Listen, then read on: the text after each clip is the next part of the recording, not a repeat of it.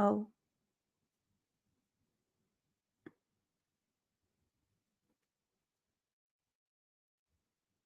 Wait a second. Why can't I hear you? Something just happened.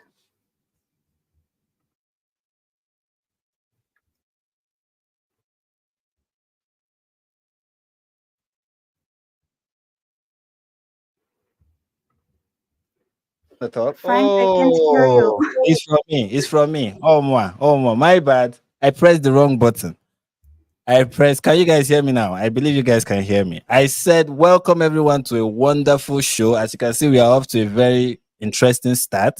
And I'm here with a Mossad agent, So we are going to be, trying to colonize the world.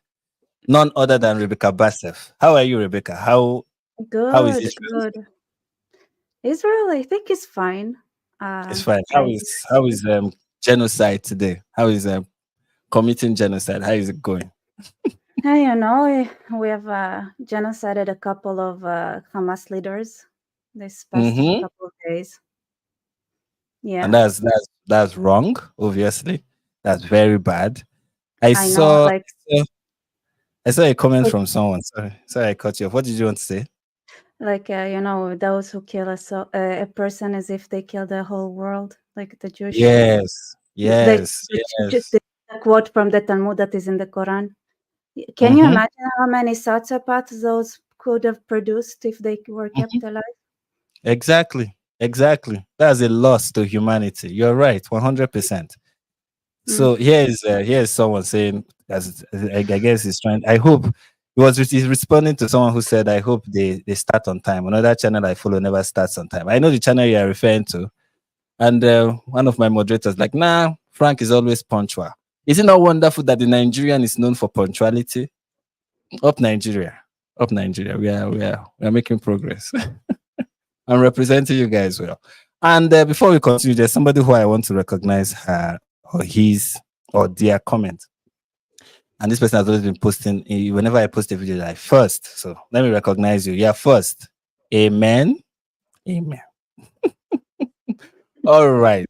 Let me greet some people. This is Hamas right or human rights rather.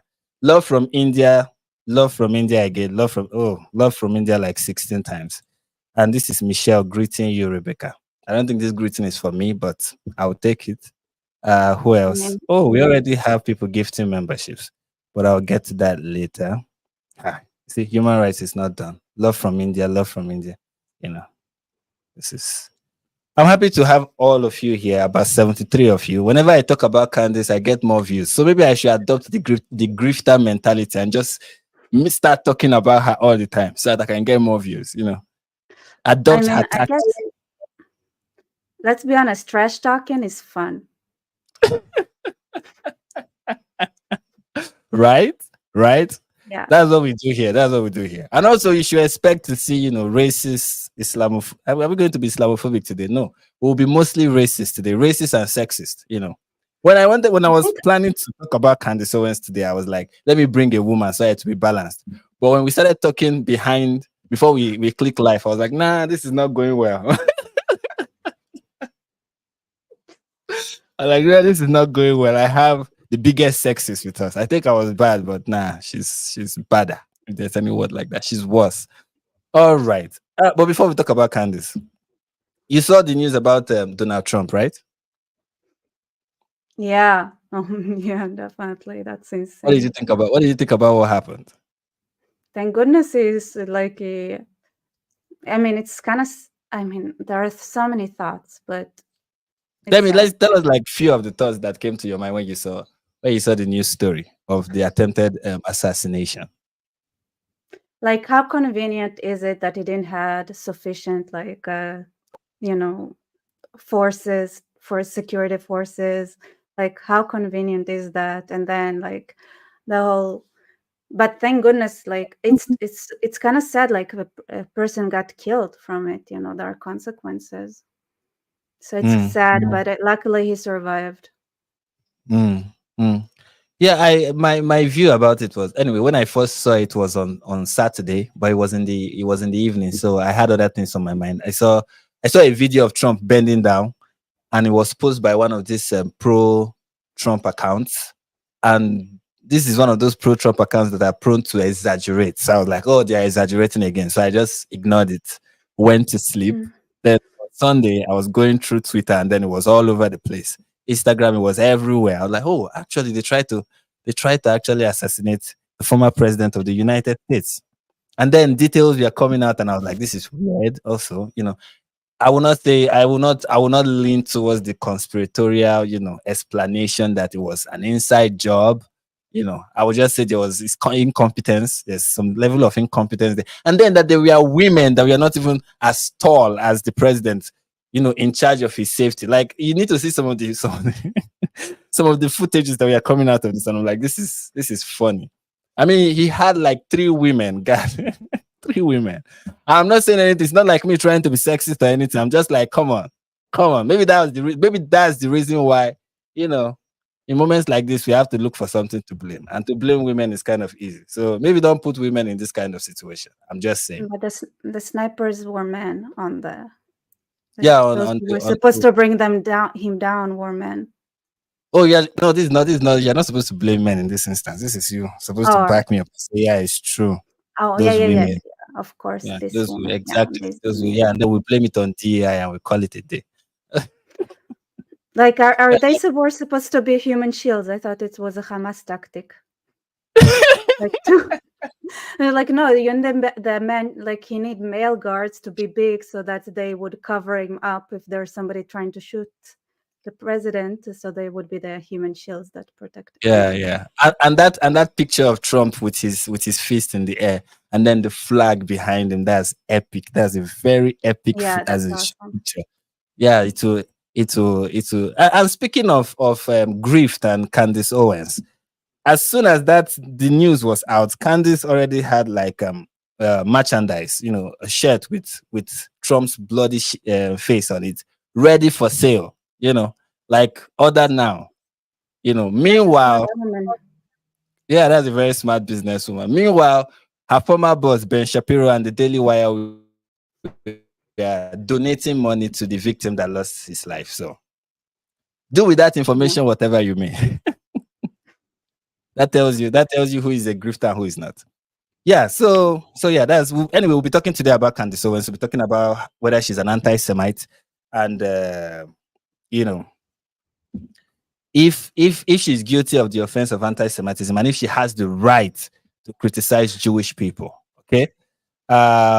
There's a conversation that she had with a Jewish comedian, AJ Comedy, and they talked about a couple of things. But one of the place I want to start in the conversation is where they started talking about Kanye West, because the issue with Kanye West, when they were talking about Kanye West, I think he explained to me a lot about the state of mind of Candace Owens and how she sees things, and her understanding of what anti-Semitism is and what it looks like, But before we get into it, I want to ask, do you think, I think I asked you behind this, but I want you to let the viewers know, do you think Candace Owens is an anti-Semite?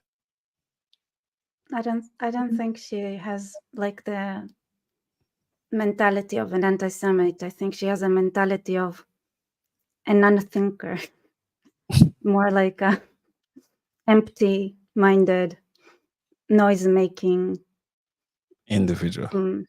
Yeah. Yeah, I to an extent, she has that mindset. She's somebody. One of my criticisms of Candace Owens has been her inability to control herself. I think she has this inability to control herself. It's I like, agree. and people, the funny thing is that we live in a society right now where that is something that people want to see. They want to see you lose control. I don't know if you understand. Like, people want to see Gets you. emotional. She takes things privately. Like, every time you make a point, she takes it as if it's like criticism. It's like criticism on her specifically. Even if the statement is kind of general and vague, she doesn't take it to a place of, okay, let's have a discussion about like the statement. She's like, oh, that's a personal attack. Like Back. Yeah. that's how she reacts to it. Like she's like, oh, that's criticism on me, everything. Like she is very sensitive. I think she thinks everything that is being said towards her is criticism, so she doubles down, and the more she Mm, doubles down, the more like BS comes out of her mouth. And then I think she has such a big ego that she's like, oh, and she cannot take it back. She can't retract that, so she looks like for excuses, and she becomes very creative and with why she said what she said, just because like I think she just lost control in the moment, because she took something as like that was a general statement as private criticism on her, and she cannot mm, handle that. And because she mm, cannot handle that, she just picks up whatever comes in her mind, whether it's true or not. Which mm. I believe that like in a normal circumstance, 5 minutes later she'd be like, oh, I just said something, not that I really believe in it, it's just that it slipped out because of the emotional state she was in. But she has a pretty big ego, so she cannot retract anything that she says. So she builds a whole story behind it, like to justify whatever comes out of her mouth.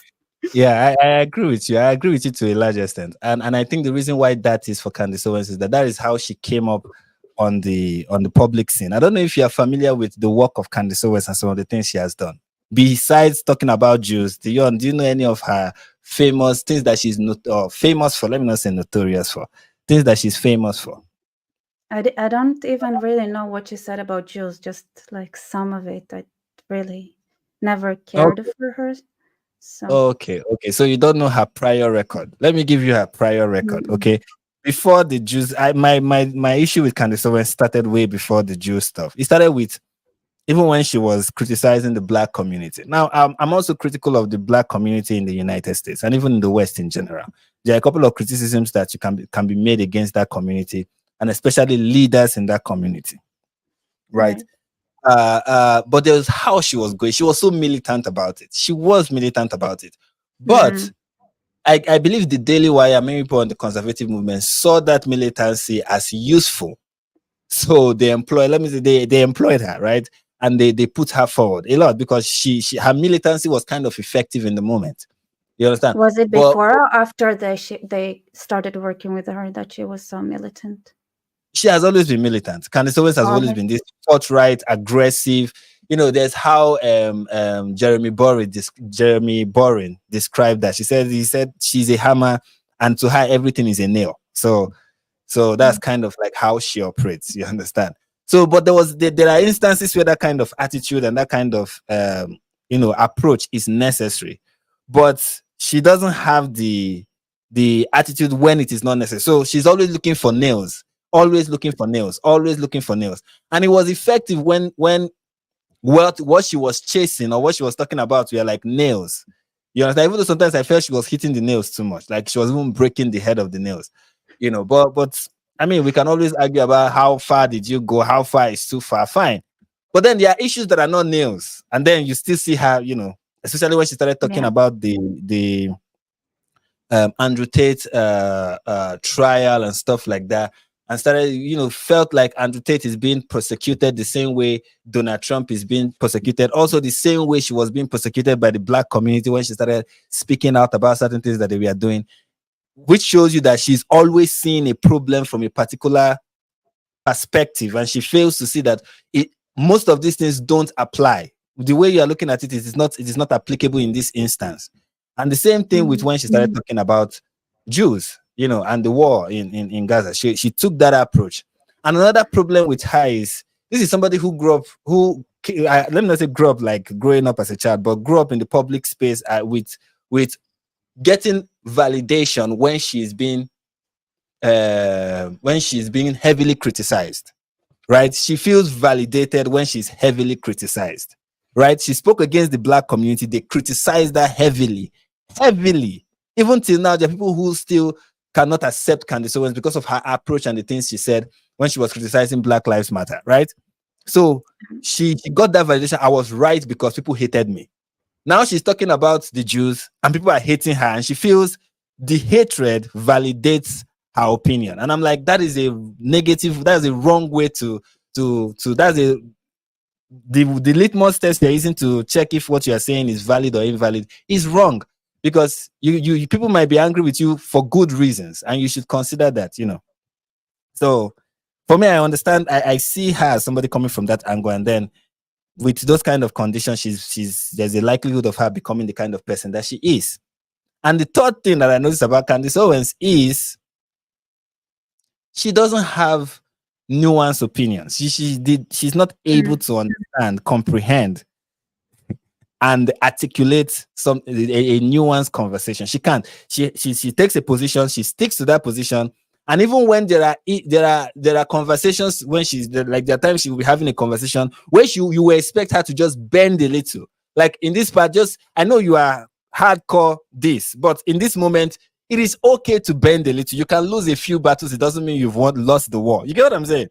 So in this point, just concede. I agree with you on this point. You get what I'm saying? But no, she maintains her position and she will not budge. Nothing will make her move. So that kind of person cannot have nuanced conversations. Okay. And then thirdly, and very importantly, I think she's ignorant. Very, very ignorant. Very heavily ignorant. But I don't think she's an anti-Semite. I don't. I feel also that there's also an element of grift in what she's doing. Like, I strongly believe that there's a strong element of grift. I cannot ignore the element of grift. I mean, this is the way she even moves. It's just, come on, you're a businesswoman. This is a business for you. You get the more you offend people, the more viral you get, the more you attract a particular fan base that you may not even completely. Yeah, she's attracting groypers and she's attracting the Nick Fuentes crowd, but I don't think for a second that she agrees with Nick Fuentes or she feels that he has a point or anything. But it is good for business at this moment, and she's just going to do it. You understand? You know, everybody, when they're talking about Jews, are talking about Jews in the context of the pro-Hamas war. I mean, I say pro-Hamas war, the Israel-Hamas war. Some are pro-Hamas, some are pro-Israel. But she found a different angle. What is the angle? This is my time to talk about Jews. Just random, for no reason, I'm just going to bring Jews up. Now is the time for me to just remember a Jew that did something in 1945 and just talk about it, and also make sure I highlight the fact that he's a Jew. Why am I doing it? Well, because I criticize everybody. Now is the time for you. You get what I'm saying? Now is the moment for you to criticize this party. Come on, there's an element of grief to what you're doing, and I cannot ignore it. And it's fine. It's fine. You know, at the end of the day, it's fine. I just wish she would be more responsible with the whole thing. You know, so that's what I think about her. And yeah, let's let's get to the videos. I hope my screen. Give me a second. I had to rearrange my studio setup, like screen setup. So the current setup I'm using, I'm not even very familiar with it. So if you see wonderful things happening during this live stream, just know that it's not my fault. All right. Okay. So here they are. I want us to start. Oh, no, not here. I want us to start from here. Where they started talking about Kanye West. You're too soft to be in Can politics. I ask? I didn't bring this up in the last conversation because I think it just would have distracted from the issue that we were discussing. But a clear example of this that I'd say raises legitimate concerns. So, and I saw you talk about this with Piers Morgan too when he brought up Kanye West and those remarks. Okay, so I know you're bored of the subject, but just for the sake of clarity, what Kanye West said. I'm going DEFCON 3 on Jewish people. Nothing to do with Israel, nothing to do with policy. He said DEFCON 3 on Jewish people. And you admitted, I think, in videos after that, from what I've seen, and it could be stuff I haven't seen, but from what I've seen, you admitted I fumbled on that a little bit and I could have been more clear. The amount of, does it concern you, or you can see why it concerns us, that while you may have had a lot of more information going on behind the scenes that may have clouded your judgment on how to respond to that, I would simply say, first of all, you can have a personal relationship with somebody and a friendship with someone and care about them and not condemn and not condone what they say. In other words, so do you understand the oh, it's about to rain. Wahala. Anyway, do you understand the issue that happened with Kanye West? Are you familiar with it? Yeah, I heard him speak. Like, Okay. like specifically Kanye West is kind of funny, to be honest, in my opinion. But I also understand, like, he has mania depressiva. Like, I don't think it's fair for the media to, like, take advantage of that, to, you know, like, it should have been like, okay, so he said something, but he's having a manic episode. Maybe don't emulate the person by by like quoting something he said while he's in a manic episode. Yeah, I agree. I agree with you to an extent. Like people taking Kanye West too seriously was not the right way to go about it, and everybody was like, oh, he wants to kill Jewish people and stuff like that. Yeah, he's somebody who has. Look, the issue with Kanye West has so many issues, so many. I mean, I and the funny mean, thing is, I'm a huge fan of Kanye West. A very, very good, as in huge Nigerian fan of Kanye West. I like his songs. I like his productions. Even though currently the quality of his lyrics are just terrible at the moment, but his songs are really like, he has impressive productions. Nobody can deny that. If you listen to the production, if you listen to Carnival, like one of the recent songs that he released that did very well was topping the charts and all whatnot. The production on the song is perfect, but the lyrics just shows you that the person who is rapping has lost his mind. That's what you expect from Kanye West, right? And when he was going through the moment he was going through and stuff like that, he was bad at communicating what was wrong with him and what was happening to him. He was just bad at it. He was bad at it, So, well, what mania depressa is not a joke. Like, it's not a joke. It's something that's hard to cure, and it's like it's a whole process. And a lot of times they refuse to take their meds because the manic episode is fun, and they forget that there is a depression after. And it's not an easy thing to go through at all, no matter who you are. It's chemical imbalance in the brain.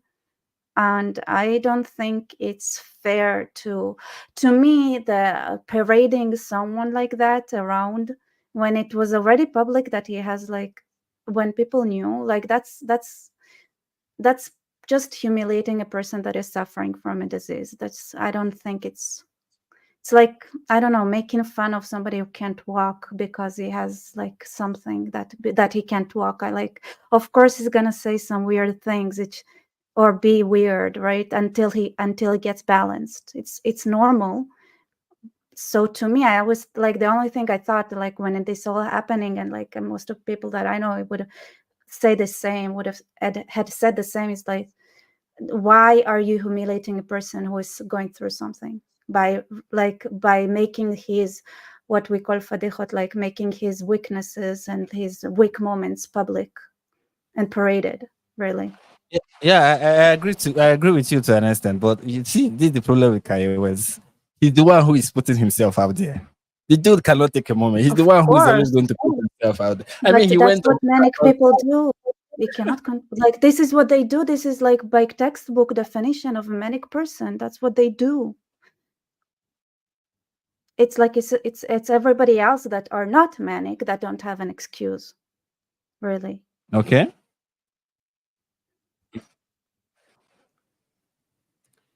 Okay.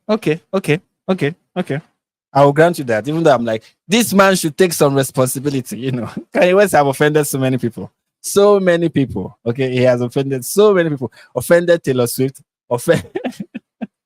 He just goes about offending so many. And to some extent, I'm like, dude, you should take some responsibility. Yeah, I know you are. Needs to be balanced first. Fair enough. Anyway, so what happened with Kanye West is, if for those who don't know, who are listening to us, people who are listening to us and they're not aware of what Kanye West has done, maybe they are hearing about Kanye West for the first time. Kanye West is the Nigerian. He's a Black American artist, a rapper, a producer, a designer, a one-time billionaire. And when he was going through his divorce with his former wife, his ex-wife, Kim Kardashian, so many things were happening that he thought were unfair to him. And in expressing those things, he kind of started making anti-Semitic rants, blaming Jewish people for his problems, and just saying many, and he was aware that some of the things he was saying were really ridiculous. You can see it with the way he was saying it. Like, I know this is going to be controversial, and he was just saying it. I mean, I remember one popular interview where Kanye West was like, some doctors, they tried to do something to me, and I won't say what race those doctors are. And then he paused and said it was a Jewish doctor. So he knew what he was. He knew what he was doing. Sorry, guys, you're going to get famous background. rapper, shouldn't he get the best doctors? It makes sense that they do doctor I would didn't be get what you Jewish. said. And manic depressive people are resistant to medical intervention, like because they like the menu a lot of times, so it makes sense. Maybe. Anyway, so he was going It's just through a that. textbook, you know, like it's textbook behavior. It's funny that you're making an excuse for Kanye West, and I feel the need to like zero in on the young man. I'm like, no, take some responsibility, you know. But anyway, some of the things he said were really anti-Semitic. But and then Candace Owens was trying to defend it, saying he was going through a lot. It's not anti-Semitic, but it was clearly being anti-Semitic. And I don't think Kanye West, just like I don't think Candace Owens is an anti-Semite. I don't think Kanye West was at that moment was an anti-Semite, or even knew that what he was saying was anti-Semitic. He was just saying them because that's how he felt at that point. So I think that Candace is way more sinister than Kanye West is. yeah, To be definitely, honest. definitely. Like way more sinister. Like Kenya, like I think it was just, you know, it's Yeah, like it's textbook behavior. I don't really think it's a exactly. Like you can say of Kanye like, West that he was. You but said? with Candace, I think it's just she's sinister. I'm not gonna lie. Like it's not coming from any. I don't have anything excuses for. I mean, there are excuses for her, really, but not really as well. You know, I don't think there are meds that can fix that. Let me say it like that. Okay, it's not medicatable. It's more sinister than that. That is fair because I mean you can excuse what Kanye West does, but then when it comes to Candace Owens, what is the excuse you're going to give? Like you have your faculties in order, you are not mentally ill, you know exactly what you are doing, you know. The only excuse you can give now for Candace Owens is she's ignorant, and I think that's just it. She's ignorant, you know, at the end of it. Anyway, you want to say something? No, I think it's not. It's beyond ignorance. I think she is just ego-driven to a fault. Like she chooses to be ignorant because she doesn't want to fix herself. Yeah, you said she chooses to be ignorant. I'm not. Does she? I would say she doesn't care to know. She doesn't care enough to know, and doesn't know enough to care. So you can say that about. No, you can say that about. She doesn't want to know. I am the defender of Candace Owen. I know this kind of personality. She doesn't want to know. Then she doesn't want to know. It's a personality type. She just doesn't want to know. Even if she knows, she doesn't. She doesn't want to know because her supposed ignorance is giving her an excuse that is very comfortable for her. But she wants the hype that comes with the things that she's saying. Okay, so you are saying her ignorance is willful, is intentional. She's actively ignorant. Yes, she's actively seeking to be ignorant. That's what I think. Okay. Fair enough. Let's continue. We have slight disagreements. You know, I believe that Candace Owens is ignorant because she doesn't care enough to know. She still wants to say something. Well, that's still willful ignorance in a way. Maybe I'm just redefining it. You can still call it willful ignorance. But then willful ignorance is kind of like you were saying, sinister in a way. It's like, yeah, I have an intention, I have something I want to push, and I don't want information to withhold me from just being ridiculous, you know. Which is kind of bad. Anyway, let's continue. Ability to make that separation. Like, this is clearly not anti-Semitic if you're thinking about this. I mean, it clearly was, and does it concern you? And you see how it concerns us that many millions of people, lots and lots and lots of people responded positively to that. And when we see things like Kanye speaks truth or he's onto something, and then his subsequent after that going on Alex Jones and speaking the way he spoke about Jews, and for that to be received the way it is, it's very, very, very unsettling for us. Can you see that? Absolutely. Why that would be?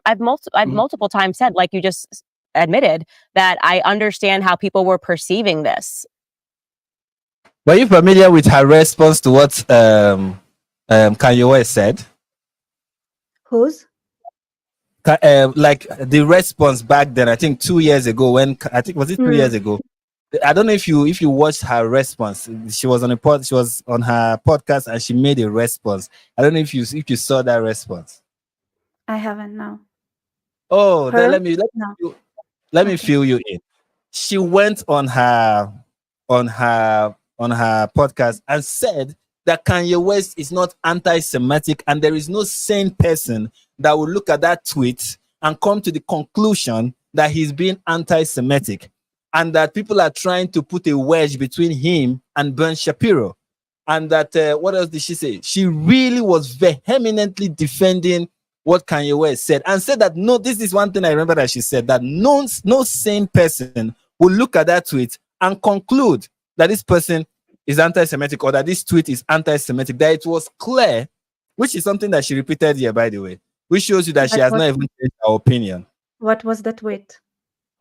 Oh, the tweet was, there's a part here where it was, let me see if I can.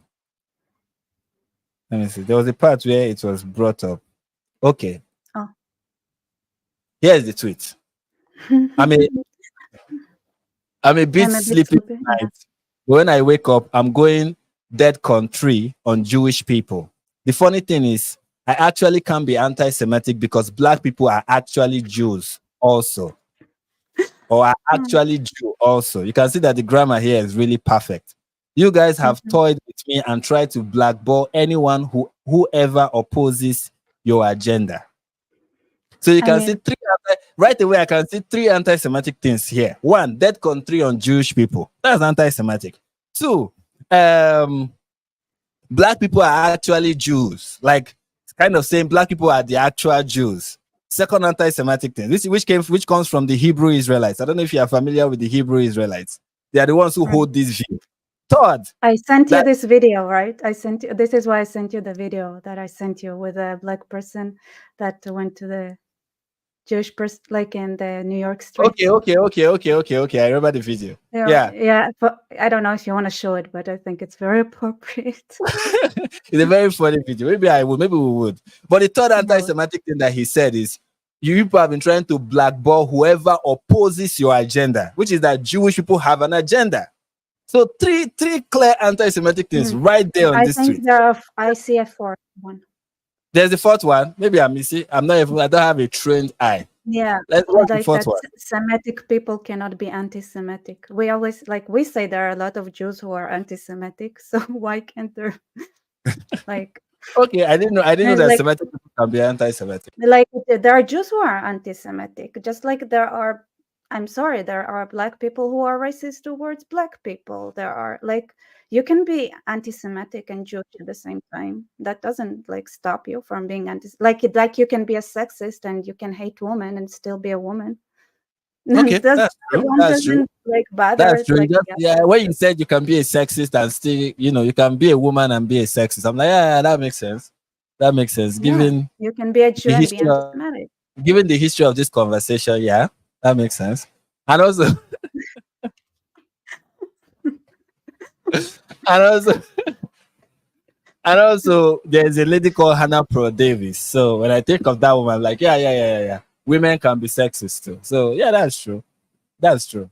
So these are the things that we are in the tweet. And she said, and this is what she was defending, that there is no way a sane person will read this and come to the conclusion that Kanye West is being anti-Semitic.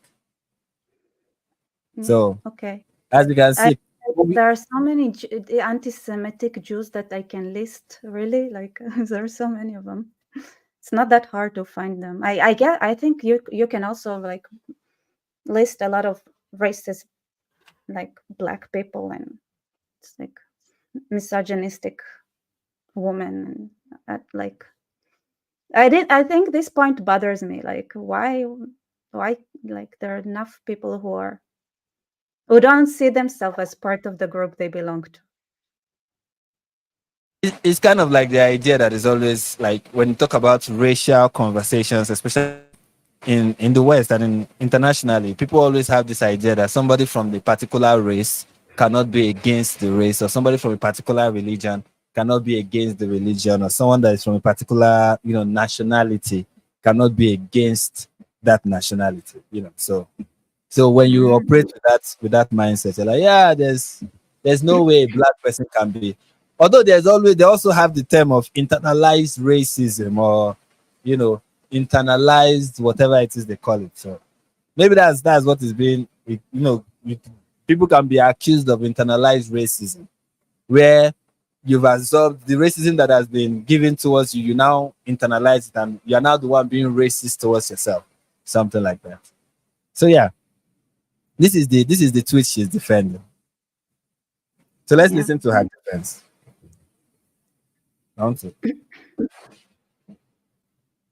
That Candace, it seems like she's not saying enough, or she's not being defensive enough. And I also did an episode. The issue that we were discussing, but a clear example of this that I'd say raises legitimate concerns. So West, just what policies that does after that fumbled on. Had a lot of your judge first somebody. In other words, so the inability to make that separation, like, this is clearly not anti-Semitic if you're thinking about this. I mean, it clearly was, and does it concern you? And you see how it concerns us that many millions of people, lots and lots and lots of people responded positively to that. And when we see things like Kanye speaks truth, or he's on to something, and then his subsequent after that going on, Alex Jones, and speaking the way he spoke about Jews, and for that to be received the way it is, it's very, very, very unsettling for us. Can you see that? Absolutely. Why that I've multiple times said, like you just admitted, that I understand how people were perceiving this 100%. That's not that Candace, it seems like she's not saying enough, or she's not being defensive enough. And I also did an episode saying, do you notice how question? You said? I know it's unrelated. I have an unrelated question. It's popping All right, go ahead. in my mind. It's like, how small do Black Americans think Africa is? Like, it's because most of African Americans, whatever they call themselves, are from West Africa. Like, to be Semitic from Africa, you have to be from East Africa. Like, these people understand, like, Africa is a continent that is really, really big and very, very diverse genetically, way more diverse than anything outside of Africa, to be honest? I honestly, I don't think people understand just how big, and not just big in size, but how diverse Africa is. I've tried on my, I think some people who watch us, they understand how diverse Africa is, because I once had a guest, and I told the person that there are over 200 tribes with their own language and everything, and history and background and what have you, over 200 of them in just Nigeria. We're talking about just Nigeria, and people don't understand that. I'm like, that is what you see in other parts of other countries.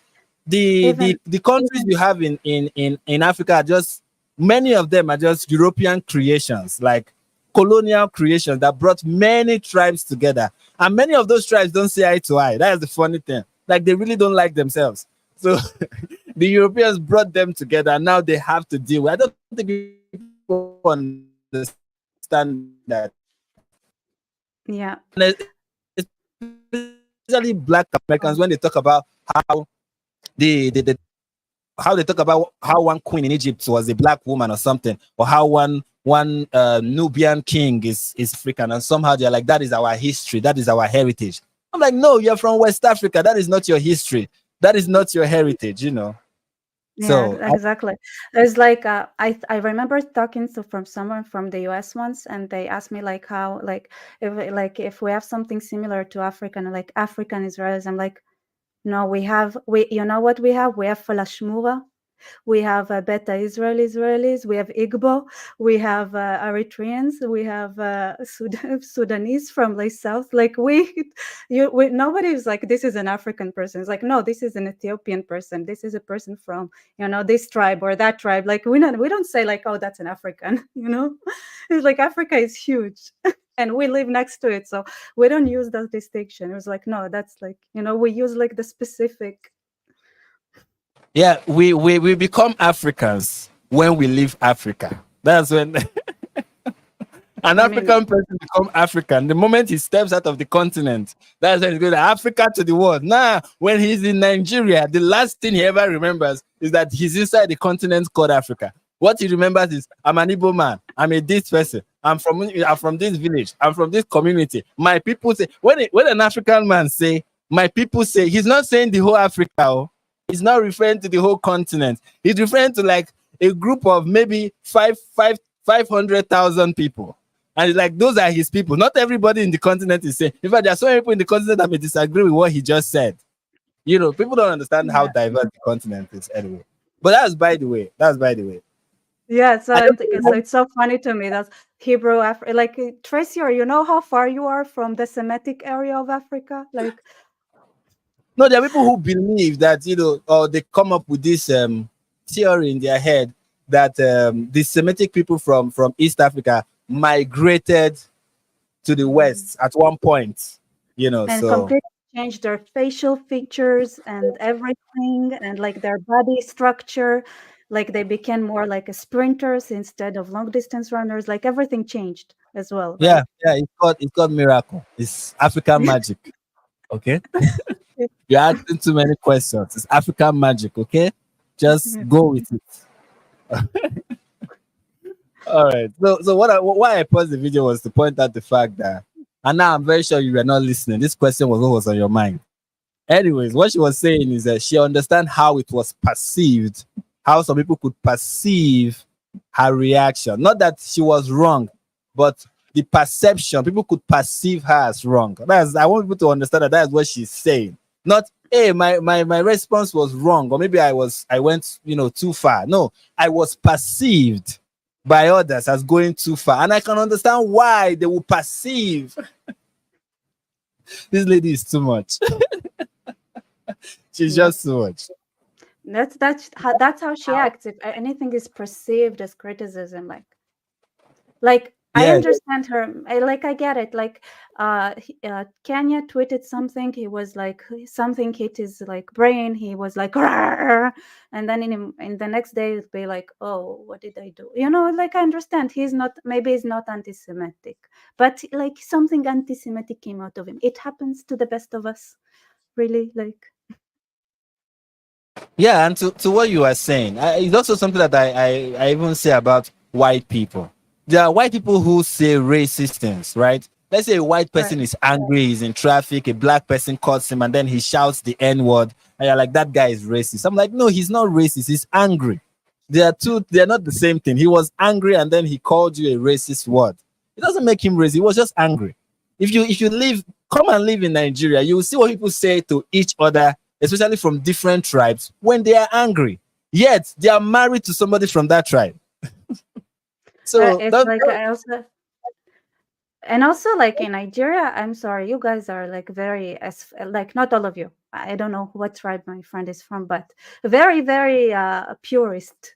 Like my friend is mixed, and when she goes to Nigeria, she's like, they treat me like I'm a white person. They don't think I'm not part of them, because like she's a half Nigerian, half not.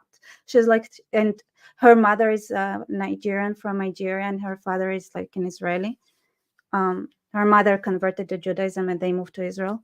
So she's like, so her dad is, and she goes to, and like she goes to Nigeria and she says, no, they don't think I'm part of them. To them, I'm 100%. I'm like a white person. Like that's how they. Do you know what Nigerians call people who have who are mixed? Do you know the name they call them? It's a very derogatory term, but we use it like it's not derogatory. They call them half caste.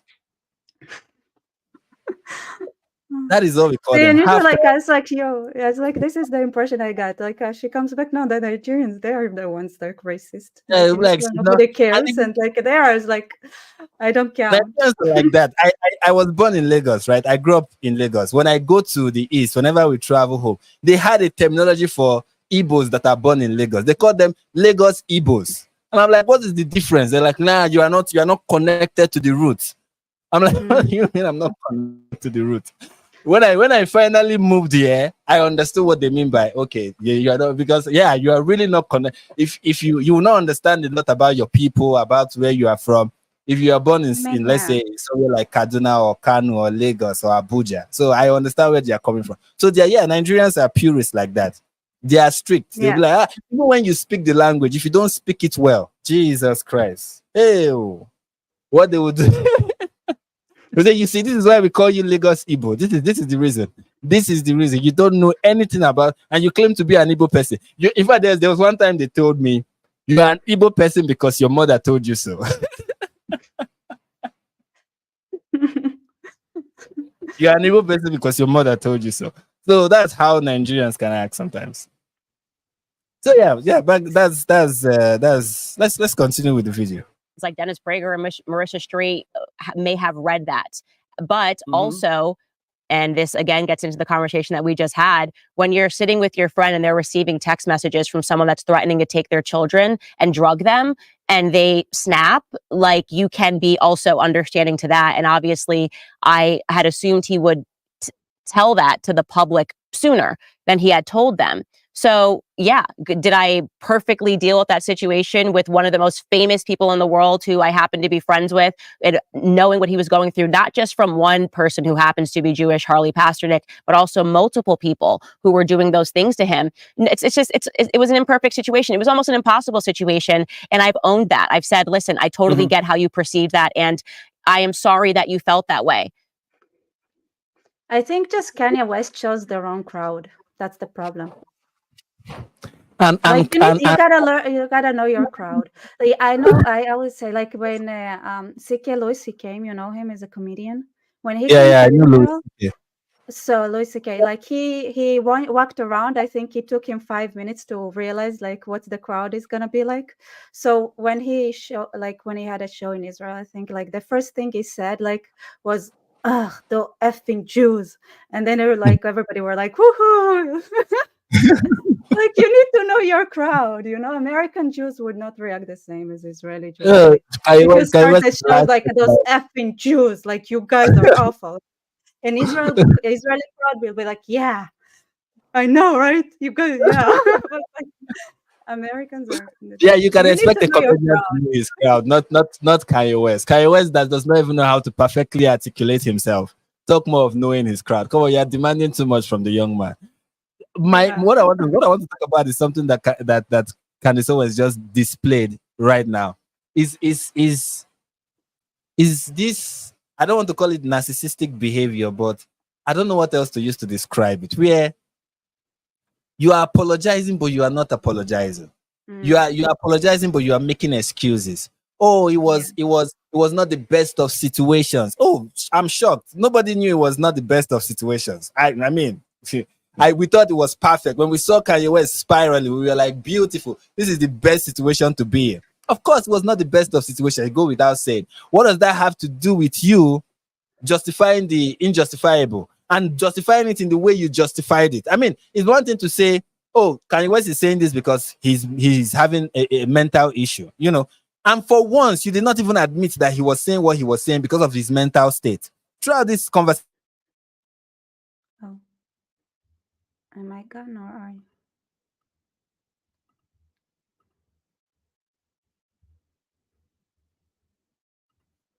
Oh no, it's stuck for me. Is it me or is it Frank?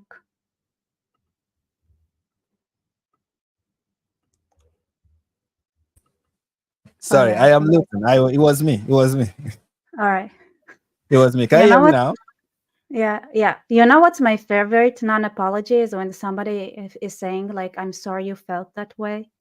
This is like the word. Like, this is like, damn. That's what she said. I'm sorry you felt that way. I'm sorry you felt that way. Oh. Yeah, I'm sorry that you felt that way. And she's like, yeah, but I acknowledged. I mean, cut me some slack. At least I am sorry that you felt that way. It's not really my fault. Yeah. I am apologizing for you. This is narcissistic behavior. I get it. It's not her fault that the Jews have a trauma from being exterminated in masses. Like a couple of generations ago, it's like, it's not her fault, right? Like, it's sorry, I triggered your memories. Come on, okay, get over it, man. So It's what not. It's does not. your grandma that is sitting at home is like still having like troubles with certain smells? It's like get It's not over my it, man. exactly.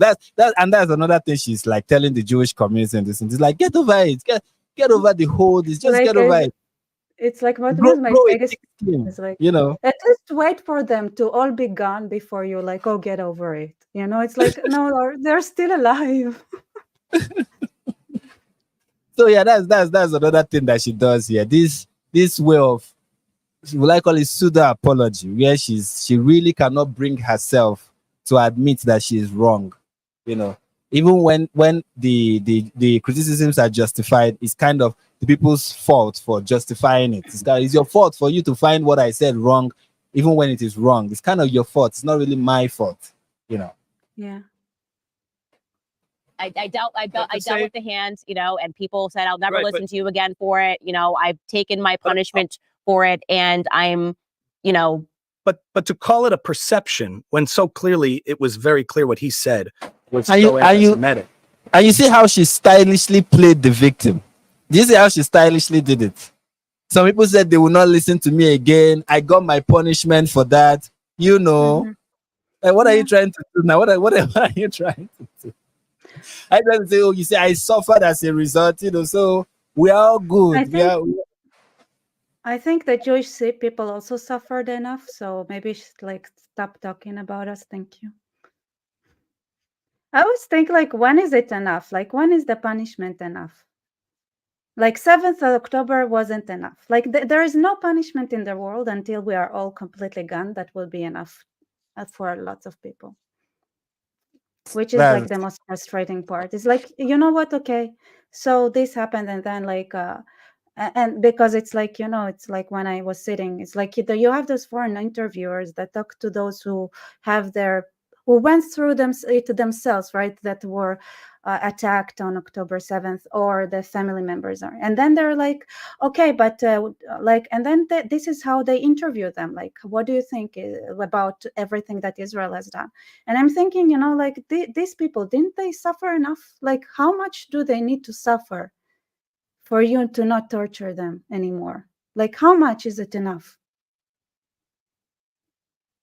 Yeah. I get what you're talking about. Where somebody is just coming out of a traumatic experience. They were tortured. They were, some of them kidnapped and then released. You know, taken as hostages, released, and then you're like, yeah, but how do you think Israel is handling this? What do you think about? Like, this is the question you are going to ask. You know, and also you remember what's her name? What's her name now? This lady from the Hill. What's her name? Brianna Yeah, Joy Gray. You know, yeah. it's just like rolling her eyes and everything. Yeah. Yeah, like, isn't the person, and like whatever the crime is, like that person already like paid the highest, except losing their life or like the life of everyone around them, like they already paid the highest price they can pay. Like, what else do you want? Like, how much? Like, this is always my question. Like when is it enough? When is it, like, when are the Jews punished enough? Like, Jews cannot walk down the street in New York City. When would it be enough? When would it be like, you know what, they were punished enough? Like they can't even walk down the street anymore right now. So when is it enough? How long? Like, is it a month or 2 months or 3 months that Jews cannot walk down the street in New York? Or is it until they cannot live in New York that it would be enough? Because I know a lot of Jews who left New York, who are leaving New York because they cannot live there anymore. Like, when is it enough? Well, for Candace Owens, it's enough that it's already enough that she has lost some of her, which is ridiculous. Candace Owens is doing massive numbers on YouTube right now. She has this train that she's riding is very profitable. She's doing numbers. Yeah, she lost her job at Daily Wire, but you need to go to her YouTube. She's killing it. She suffered nothing. That is the truth. She suffered nothing. You know. Yeah. Yeah. They, like the Jews in America, I understand their position because they are really suffering. They cannot live anywhere anymore. Like, they're getting attacked in the streets. People getting doxxed. Like the stories we hear from like people there, like they get harassed. So And some of them cannot be when openly is it Jewish. enough? When, yeah. Like, when is it enough? At what point is it like, okay, so the Jews of New York have paid enough for their crime of being Jews, or like that some Jews like had said something about Kanye West. When is it enough for the Jewish kids who walk down the street in New York to be feeling more safe that their schools are not going to get attacked? Like, when is it just enough of a punishment for the Jewish community as a whole because some Jews did this or said that? I think it will be enough when Israel is no longer in existence. Or I think it will be enough when all the Jews are gone. Anyways, let's continue. When he specifically wrote that tweet, he was talking about Jewish people in his life who he felt were messing with him. And I could give you more. I could give you more names than Harley Pasternak. Okay, I get it. We read the tweet. It's the same tweet we all read, right? We all read. Did you see any mention of any Jewish person in his personal life? Was there any mention of any specific name or even remotely specific? But for Candace Owens, no, it's about the Jewish people in her life, or in his life, rather. Sorry. Yeah, yeah. What is There is that no about? doubt that yeah, you know, the Jew, like, because Kanye suffered from the Jews in LA, the Israeli Jews have to suffer too. Like, that's. Continue say what you're saying. There's something that is disturbing my network here. And I'm trying to deal with it. Continue saying, just keep saying something. Oh yeah, okay. I'll just keep saying something. But yeah, it's just like a lot of I saw this Twitter story about how the LDL was formed, and there was someone who was convicted for like he was probably he was framed. A Jewish person was framed, and he was blamed for something he didn't do, but just because he was Jewish. So he was framed as like the one who had killed a 13-year-old in his factory. But there is more. It's more likely than not that because they actually conducted like investigations after the case several times, he was not the one that did it. He was framed. So but like, and then people say that like, see how the Jews are made the anti-defamation like so that to cover up people who do things like that. And it's like, no, like the reason they did that is because when this case that was framed to begin with happened, all the Jews in Georgia had to leave Georgia, and because they were all like they were all lynched, like were in the you know, under the threat of getting lynched. So Georgia, the state of Georgia had basically lost all its Jews because one Jew was framed. And even if he did that, right, it's not like, and I was like, no, the IDL and everything like that, okay, so maybe he was, even if he was guilty, it's not that because he was guilty that it had to 100% become, it's because every Jew in Georgia had to leave Georgia. Jews that didn't know that person personally at all of them had to evacuate and leave Georgia because of that trial. This is why you had this organization starting, because if you have one Jew guilty or supposedly guilty in something, all the Jews had to evacuate, all of them. That's why.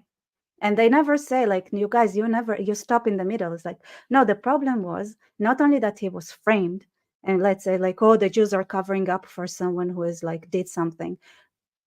Maybe his family tried to do that. Okay, maybe let's roll with that narrative. Why did all the Jews in Georgia had to flee? Why were they all about to get lynched? People who didn't know that person. They never mentioned that, what happened after that, you know, after that. Oh, Frank, you're stuck. Oh, here you go. You returned to moving. Sorry, it's raining here, and as it's raining, it's affecting my neck. You can even hear the sound of the rain. It's a storm outside. Oh wow, I'm jealous. I love the sound So of rain. that's why the network is having issues. I'm freezing. I'll be freezing sometimes because of the network. It's raining severe. Yeah, I heard the story you told about what happened in Georgia, and I also, did you hear that? Mm-hmm. Did you hear the thunder? What the? Wow, that was a thunder. That's amazing. Did you hear the thunder? That was. Anyway, so what was I saying? Yeah, I think people. Some people don't understand the precarious nature of what it means to be a Jew is under certain circumstance, and how a rumor can just spread, and before you know, someone's life is in danger, and a whole community is in danger. You understand? Like I can relate to that because, of course, we have Muslim majority uh, states in Nigeria, and we have seen where someone is being accused of blasphemy that the person did not commit, and for that reason, an entire tribe of people will have to hide their face or leave a particular. I mean, in Nigeria, we had a civil war because of rumors.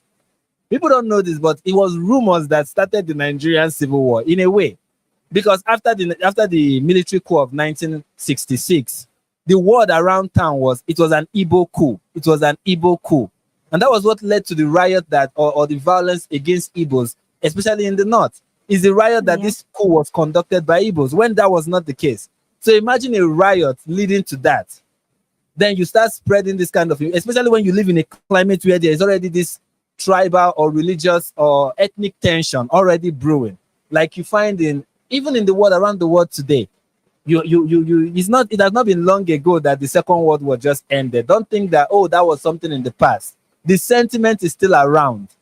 You still have Nazis around you. You still have communists around you who see any successful tribe or any successful race or any successful group of people as an enemy to their ideology. And who is the most successful, so to speak?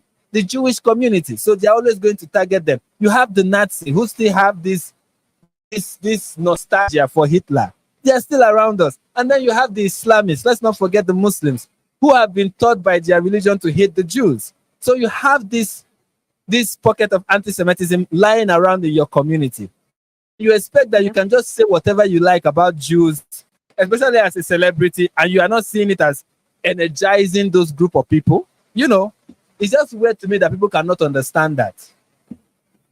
Yeah, exactly. Like he tries to the whole interview. He tries to explain to Candace this principle that that concept, and she just doesn't get it. Like she doesn't get it, no matter how much he tries to explain that. Hey, I get it that you feel like you can like you want to criticize, but there are there are people who are waiting for excuses to attack Jews. Like they're just out there just waiting for an excuse, That's very true. Let's continue the video so that we can see how far we'll get with this. Saying, well, no, he meant all Jewish. He didn't. He actually didn't, which is the reason why, as I was going through the situation, I was hoping he would be more understanding. And as people rightly pointed out, he then went on Piers Morgan and clarified instantly that he didn't mean all Jewish people. And so, and I Then he will went say, on Alex Ami, Jones and said, "I love yeah, but Hitler," Ami, right? that was weeks later. So you're talking. You can only hold me account to like what you're talking about. Not my you. response. I'm just based on what you just said. And this is the part where you observed accurately. We are talking about Kanye West, and you make it look like we are talking about you. This is a clear example of that.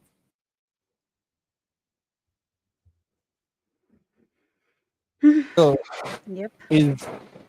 Yeah, you're talking about my instant response to the DEFCON 3 tweet. That was the only statement that I had made, because immediately after that, there was stuff going on in his personal life that had inspired those tweets.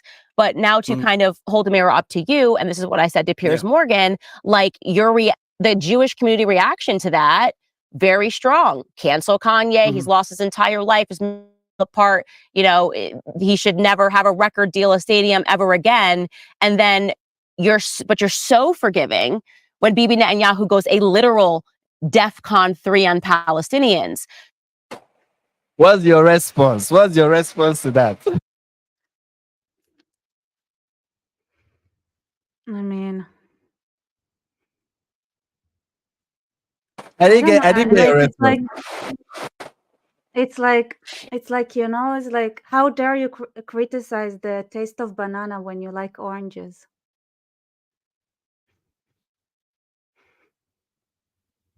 Oh no. Frank, I lost you. Come back, Frank. Is it me? Or is everybody? Freezing again. I'm going to be freezing Did a lot. This rain is crazy. I'm going to Did be, you? and I didn't hear any. No, I just. Oh no, Frank. Come back, Frank. Let's wait for a second. You guys, how you feeling today? Where is everyone? Anyway. Wait. There is no sound. Is Oh it yeah, I muted myself. Sorry, I'm trying to mute myself so that the sounds from the rain will not keep interfering with the live stream. And sometimes I forget to unmute. Sorry. So sorry, Yeah. I didn't get what you said about in response to what Kanye West. Candace I just Owens. said like it like her logic right now was like, oh, like how dare you criticize people who love bananas when you eat oranges? Like that was her response basically. Like what am I supposed to say to what she said? It's like okay, so I get it. They're both fruit. But it's such a weird thing to respond to. Like It's like the classic whataboutism. Oh, you want to yeah, criticize Kanye West? What about Netanyahu? Criticize him. The Jews are not, the Jewish community are not. Like, are you in Israel? Do you know what people in Israel are saying about the current administration? You think there's no one criticizing Netanyahu's government no, right but now? also like the also real like you have to realize that it was the American Jewish community that was criticizing Kenya. Like in Israel, nobody really gave a like that's not the Israeli Jews don't they are like okay whatever, so it's crazy, so Exactly. It's like, and oh, like who but was what the criticizing, Jews who did, was that? you know, as if every Jew around the world is like, hey, Kanye West want to kill all of us, you know. Yeah, right. It's like it's like you're talking about two communities that are like an ocean apart. That one is responsible for one side and the other is responsible for another side. And also there are videos of people asking what Jews think, like in New York City, the ultra-Orthodox community. There are videos of people asking like the ultra-Orthodox community what they think about Kanye, and their responses were not nobody like were hating on him, right? It was like a specific. I don't know who was that, right? I believe it was more like, let's say, left-leaning, some sort of Jews, like maybe more secular, but like the ultra-Orthodox communities, even in the United States, didn't care. The Israelis didn't care. Like, it's, and then you come like criticizing, like, oh, but what about like what Netanyahu is saying? Like, be sure that the leftists in the United States are like annoying the Israeli community a lot. Like, don't be wrong with that. Like, but we are ocean apart. Those are very separate. So separate communities of the same religion and of the same Like ethnic group, people. but like yeah, it's like, but it's like coming and like like even people are like, it's like okay, coming to a Republican and asking them like about Biden. I was like, what do you want from me? You know? Like, but you're both Americans, right? You're both Americans. Like, so Exactly.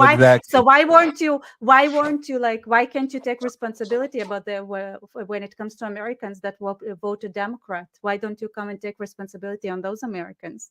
Like, what do you want? I voted Republican. I'm super active in my community. Like, what else can I do? Exactly. You know, and also the way she framed the whole Netanyahu is going dead country on Palestinians. What do you mean by that? You see, this is Yeah, I another. mean, like, most If Israelis someone would disagree accuses, with that. yeah, if someone accuses her now, saying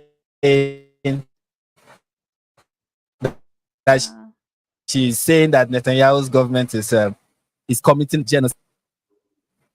it's not true, though. You know, she'll be like, but It that's not isn't what I true. said. That's not what I said. I didn't say genocide is being committed. But you are inferring it. When you're saying he's going dead country on Palestinians, that's kind of what you mean. Yeah, But of course, she always give I herself that promise room you. for. nobody would understand what DEFCON 3 is in Israel. Like we don't use those terms. Like nobody would understand that. Nobody would use it. It's very untranslatable. It's a movie. It's a movie. So Yeah. it's the movie reference that Kanye West is using.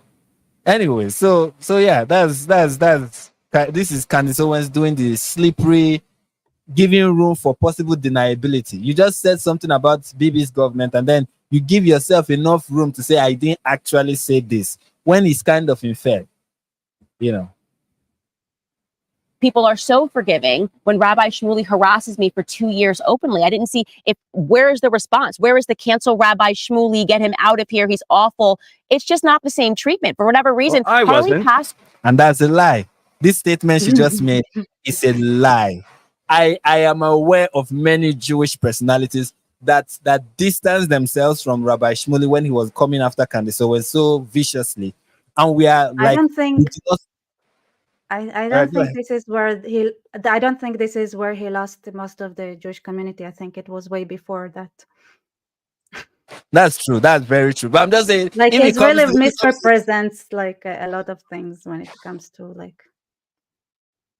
Exactly. And now she's acting like, no, the Jewish community embraced him. They defended him. Nobody came against him. They were all like, yeah, Rabbi Shmuley, get her, show her. No, even what's his name? Jeremy Boring, who fired Candace Owens, was constant on Twitter, was attacking Rabbi Shmuley, attacking him vehemently. That what you are doing is disgraceful. What you are doing is disgraceful. I remember this Jewish person in Australia. He works for Rebel News. On Twitter, he was vehemently condemning Rabbi Shmuley, vehemently condemning him. So there were many voices, many Jewish voices, telling him to keep quiet, to stop talking, that he's not doing the community any favors. Yeah. And, so this idea that the Jewish community were like, yeah, we are, is unfounded. She's just lying. That's just what she's doing here now. She's just lying. And also it's very like people can tend to forget, but most Jews are in completely different circles.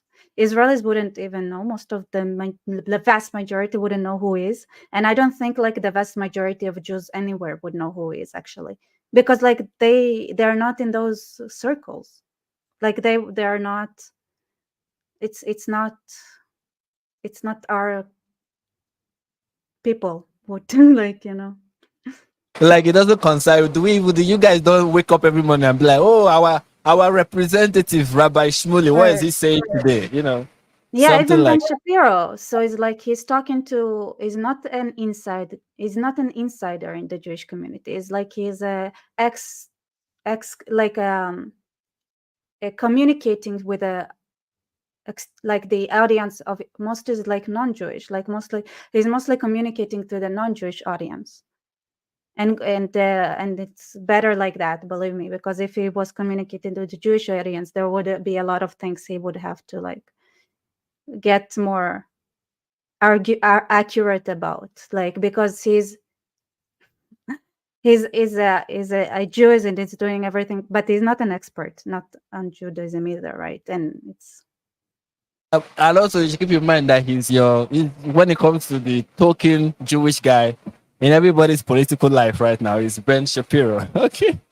Yeah, but he's like communicating to the American audience. He's not. He wouldn't pass as somebody who can actually even deal with interior matters that much. Okay, that's interesting to like know. It's good enough. It's good enough for the outside community, not good enough for inside community. All right, true. Let's continue. Nick's text message to Kanye, okay? He should never be welcomed in polite society ever again. That is how demonic it was. Way worse than what Kanye tweeted about going DEFCON 3 on Jewish people. You're talking about going after someone's kids and drugging them. Okay, that's a real threat, not something that you're going, what does this mean? And I'm kind of panicking. That's a real threat. Nobody cared. It was a blip in the headlines. So that is the reason why people at this time then will say, okay, why does it seem that Jewish people are able to get away with more. You have a black man who did something, it was wrong, hit down. You know, you have a Jewish person, they are just feeling so comfortable. Like Rabbi Shmuley, he's like, I can do a 2-year open harassment campaign, no one's going to touch me. What is that? If we can't call that Jewish supremacy, what can we call it? Like There's so she many never people like Go she ahead. never considered like in a 1 second that Rabbi Shmuley might not be such a permanent figure in the Jewish community as much as she thinks he is, or that she would be like. It's just like somebody telling me, do you know that there's an Igbo man somewhere that did something, and I don't even know that he even exists? And it's like, why didn't you condemn that Igbo? I'm like, oh, he did something. Do I even know Yeah. his village? Why? Like, he stay where he stay. Why should what he does concern me? Like, why? Also, that's one aspect of it. The other part that she's saying that is false, very false, is the fact that if a black person away with it, but if Jewish people do something, they will get. No, black people have so many privileges in modern American life right now. There is something called, and black people are not involved. I mean, and Jewish people are not involved. It is just black people. Okay, diversity, equity, and inclusion does not include Jewish people. And she's Yeah, acting like this is.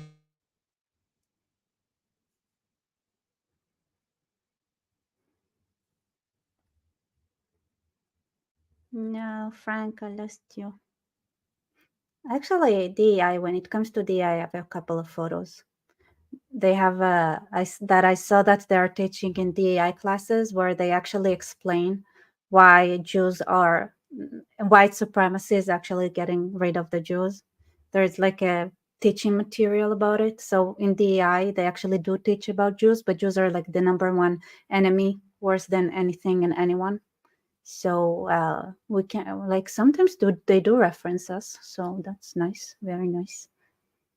Yeah, Frank is lost. We don't know where he's. Frank is there is a lot of rain.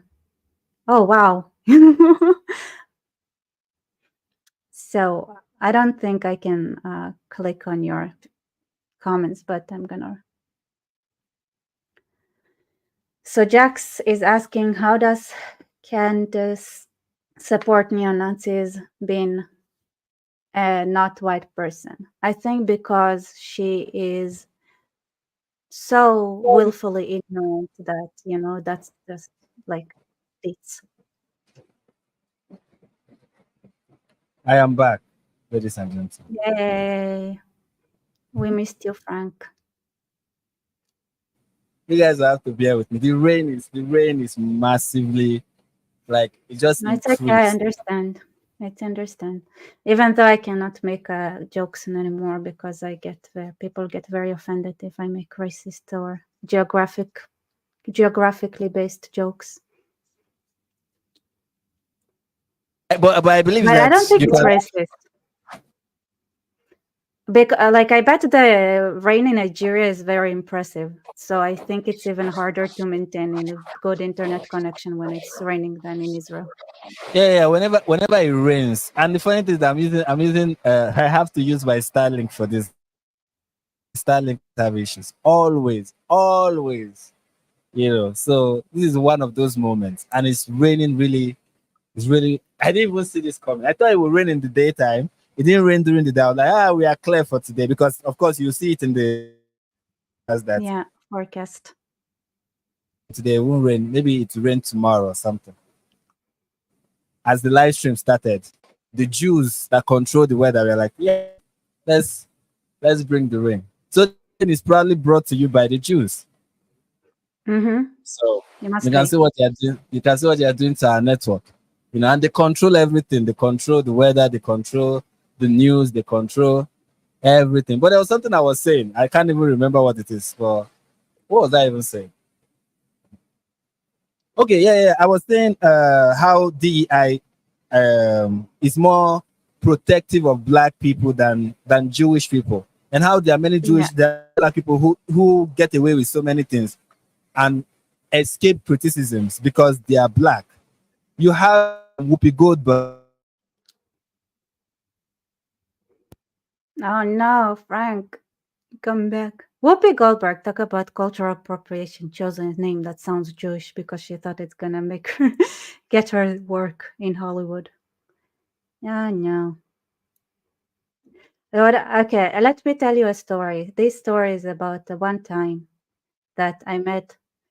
I decided to make a lot of racist remarks for someone who was black, and the funny thing was, like, I don't know why, like, when you say it, it doesn't sound racist at all. But to be honest, I just started asking him questions until he figured out that I was like joking. So I was like, "How? Like, do you like watermelon? Can you swim?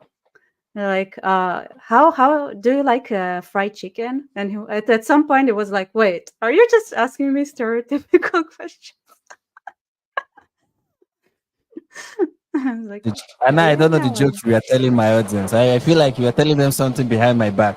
What were you telling them?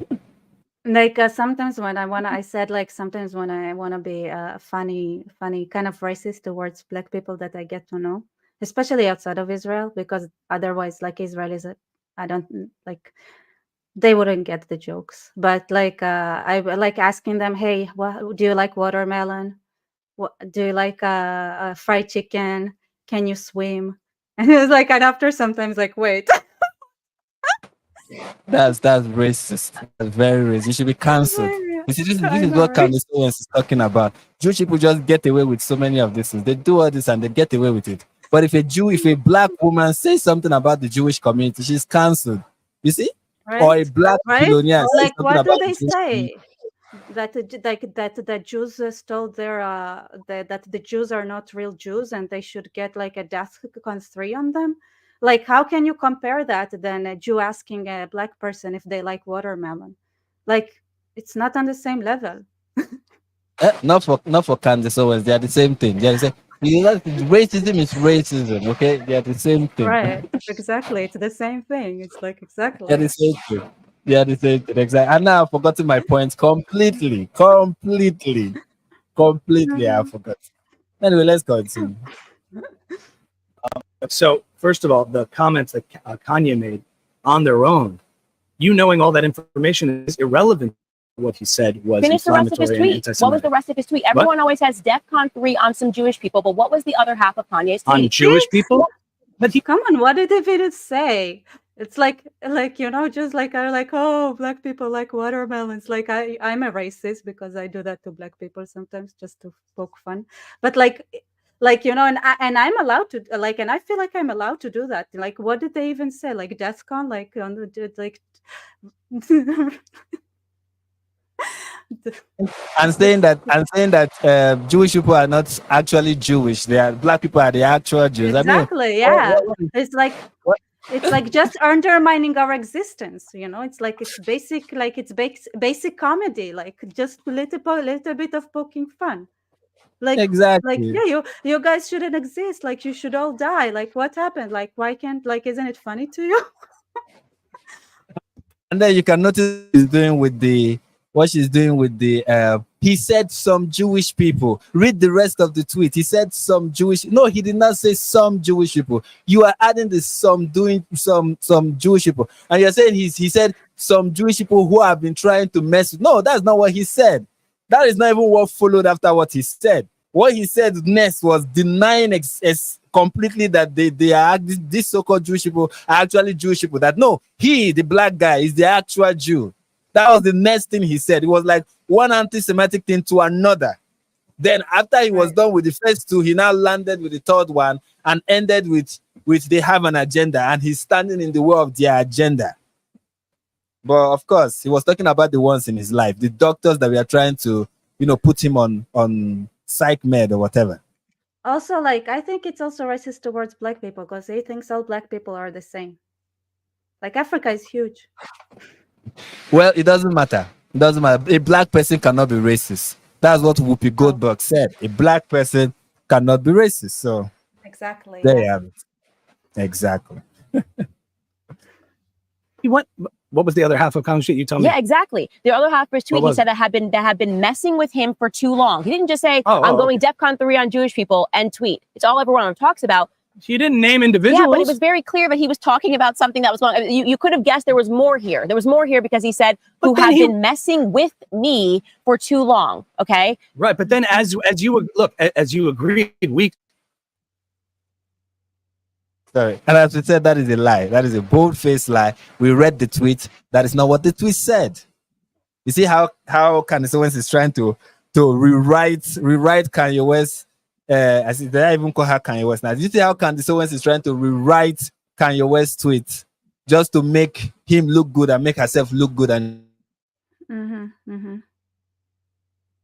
Yep. Oh no, Frank, come back. All by myself. Oh well.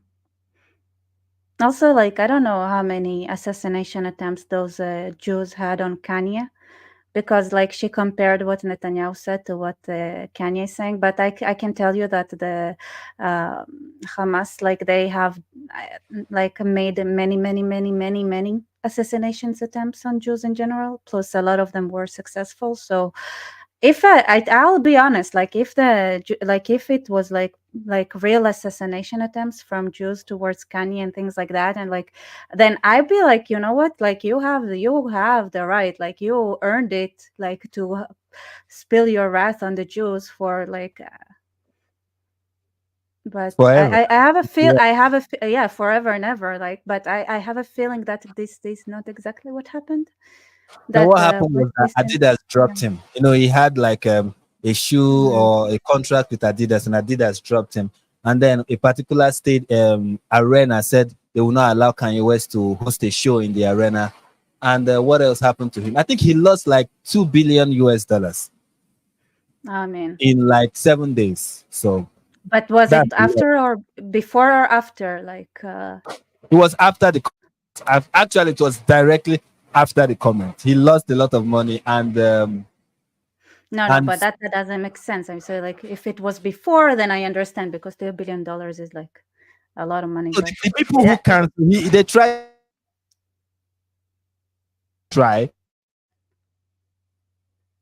No, Frank, come back.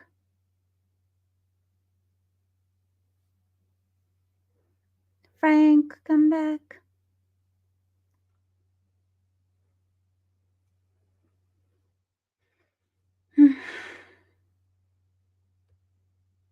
Frank, what are you guys talking about?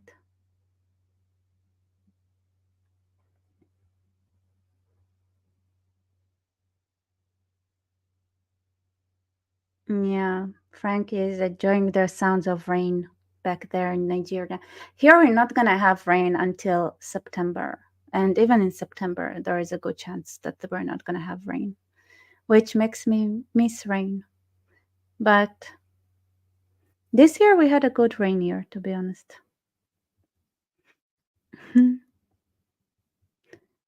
Yeah, Frank, Frank, come back. So, Rebecca, I love the black lipstick. Looks great. Thank you. Thank you. Shanair. It's brown. I actually do have a black lipstick. I should wear it sometime. I mean, Shayna, yeah, like I have complaints for those Jews who are controlling the weather, because like how come like we have to live in this terrible weather all the time? Like they must be some like self-hating, like, you know, anti-Israel Jews out there, because like why do we live in a desert if we're controlling the rain? I don't see why it makes sense. You know, I really think it should have been a little bit greener around here, to be honest. Let's see.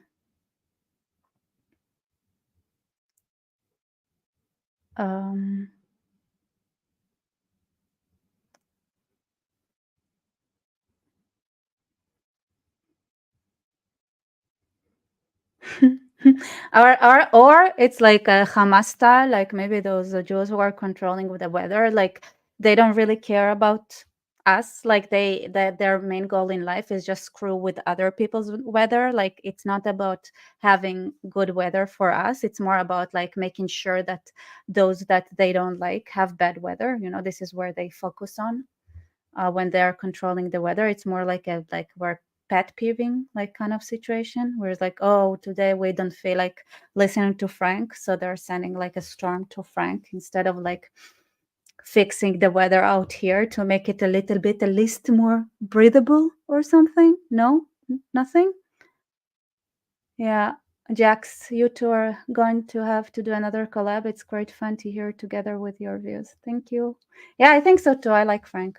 He's fun. Frank is also very with like a fast, how do you say, like tongue-witted. Like I don't know if I'm making up an expression. Like he comes out with like the funniest things like in moments. Like he has such a good way of like responding and like making fun of things, like when, especially I don't know, when we are texting and he responds like so fast with like the wittiest comments. He makes me feel like so slow and unintelligent, and it really kind of makes me, it like when I talk to him and like when we text, it's like I really have to self-reflect on the way I perceive myself and how like my like it puts my ego in check, right? Because I can be that's funny in seconds, like he can be. He like has the best word combos ever, especially in his shorts. Like you can see his shorts. Like every time it's like I wish I could do that. Like I cannot do that. It's too smart. It's like too like the way he words stuff, and he does that so fast. You have no idea, guys. He does it so fast. It's like really, really puts like us like it's good to have friends like that like reminds you to be modest and not grow your ego too much. Uh so we'll see if you guys are saying anything. Wait, I kind of feel like, wait, where is Frank? Is it gonna come back?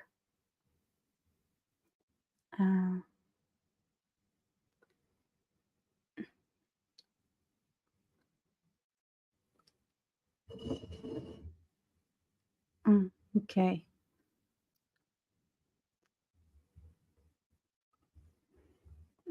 I guess actually Kia just messaged me. I'm supposed to have a talk with her on Wednesday, but she said her laptop keeps crashing on live streams, so she's getting a new one. So she's gonna be get postponed. Okay, fast wait, you guys. Teach me English. What are you guys talking about? Where's Frank? Frank, come on, come back. We miss you. Okay, let me answer.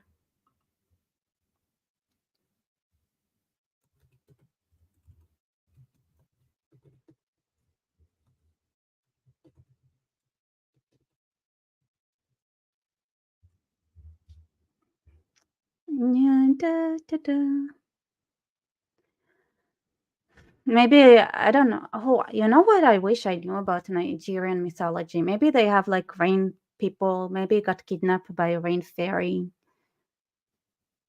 Thing. Where is Frank? Maybe you know what? Maybe it's Cadence. She has like a team, and like if anybody's speaking anything bad on her, she gets really angry, and her anger turns into the weather. Oh, and now that I think about, you know what was my favorite X-Men like character? Like Storm. She was my favorite. So I think maybe she is Storm. Maybe she is the one controlling the weather, and she decided like, oh, like if people are talking things that are inappropriate about me, I'm gonna take the internet down, and she actually is the one that is controlling the weather. See, this is what happens when I'm being left alone and just giving you guys my random thought stream.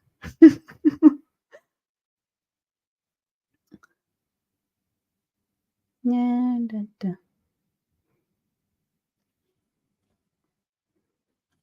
Where you guys? Okay, where's Frank? Really? Hi.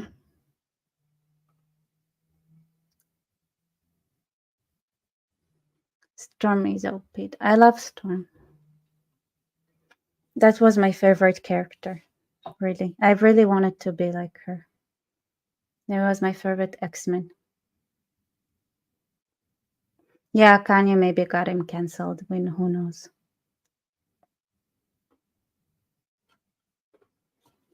Mm-hmm.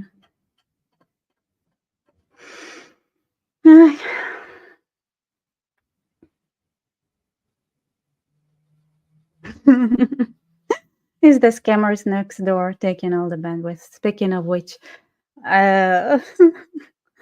this reminds me like the stories from Georgia where people were they kept like stealing the like electricity lines and the telephone lines from their neighbors to sell the metals, like scrap metals, to make some money. And they just kept doing it to each other until like nobody had any electricity or anything. Like they didn't understand that it doesn't work that way. You cannot just like take other people's like lines and use it as scrap metal, because it's a bad idea. But I think now they learned the principle of how it works. Yay, Frank is back. Yay, free Frank. We had a lot of crazy conspiracy theories while you were gone about why. Yeah, why it kind of happens when I'm not kind of in here myself. Yeah, so we have a lot, like we. Sorry, guys. I'm really, really, really sorry. People that are controlling this weather are powerful men. Okay, powerful men. Aliens with their space lasers. They're really controlling this. This is beyond me. I had to go out. I had to fight them. You know. Actually, I had to switch from one network to another. I had to. My what's happening right now is that my Starlink network is not connected again. It's just completely offline. Can't reconnect, and the rain has intensified. But I had to switch, and I think this network I'm using is stable, so you should be able to get us through without any hiccups. So Frank is back for real. Okay, I am back. I've not even been paying attention to the comments. Let me use this opportunity to see what's going on in the comments. I want to thank Jazz. Jazz, thank you for the gifted 5 Nigerian Perspective membership, another 5 and another 5, so a total of 15. Thank you so much. Ayanora, thank you for the 200 rupees. You said you are late. I understand. Just said you two are going to have to do another collab. It's great fun to hear you together with your views. Yeah, we'll have to do another because the rain that the Jews are sending is spoiling this one. And don't blame me. It's not my fault. It's 100% not my fault. I apologize for the way you are perceiving what is happening right now. Okay, I apologize for that. All right? It's not my fault. Blame someone else. Blame yourself for perceiving it like I was present. I didn't leave. It was made to appear that way. So there is that. I hope we were able to keep these people entertained while I was struggling with my Nigerian network. No, my brain just went wild. Like it went out of control. Don't do it again. Like it's not a good idea. It's not. I didn't do it. Okay, someone else did it. This is one of not this one. This is one of my wonderful fans. It's Impossible Man. He said, Frank, the shields offer nothing to Nigeria. You think Frank the Shield offers nothing to Nigeria, yet think he's an expert. How adorable. What is it talking about? I don't even know how to respond to that. Is it like an insult towards you or something? Yeah, it's supposed to be an insult, but it's not landing. I don't understand how I'm supposed to respond to that. An expert, like you are not an expert of what? Yeah, no, it's true. I should have mentioned I'm an expert, guys. I'm an expert in I'm the expert, you know. I think I should have mentioned that earlier. Maybe so, yeah, I'm the expert. Yeah. I'm expert in the expert. And I talking don't see the about problem here. Is there anything like you're an expert? You lived like as a black person all of your life, and I lived as a Jewish person all of my life. And we actually have like even represent we to make it more expertish. I lived as a woman all of my life, and you lived as a man of all of your life. So we represent like we understand. Like, what else do we need to know? Like, we need to for go this to the university to conversation. study. We need to go to the university to study Nigerian people and culture, something like that. And also, you should have gotten a But she's degree an in women's American. studies. She doesn't know anything about African culture. African. She thinks there is one African culture. I am not I don't know why you're arguing with this guy. He knows what he's saying. I am not an expert. Okay. I agree with him. I am not. Okay. What's your name? The Impossible Man. I am not an expert. What are you going to do about that? I am not. You either keep watching, keep trolling, or you keep quiet. And I think you're going to keep trolling. So please keep doing that. It helps with the algorithm. I don't know what else you want me to say. Yeah. You know. Have you ever been? Let's to the continue US? with this video. Thank God. By the way, Yeah, you said? have you ever been to the I think United States? Me, have I? I have not. I've been there virtually. You can go there, like if you go through Google Map, you can like click on a particular location and you arrive there. And Google Map tells you all you need to know about the place. Have you met Americans?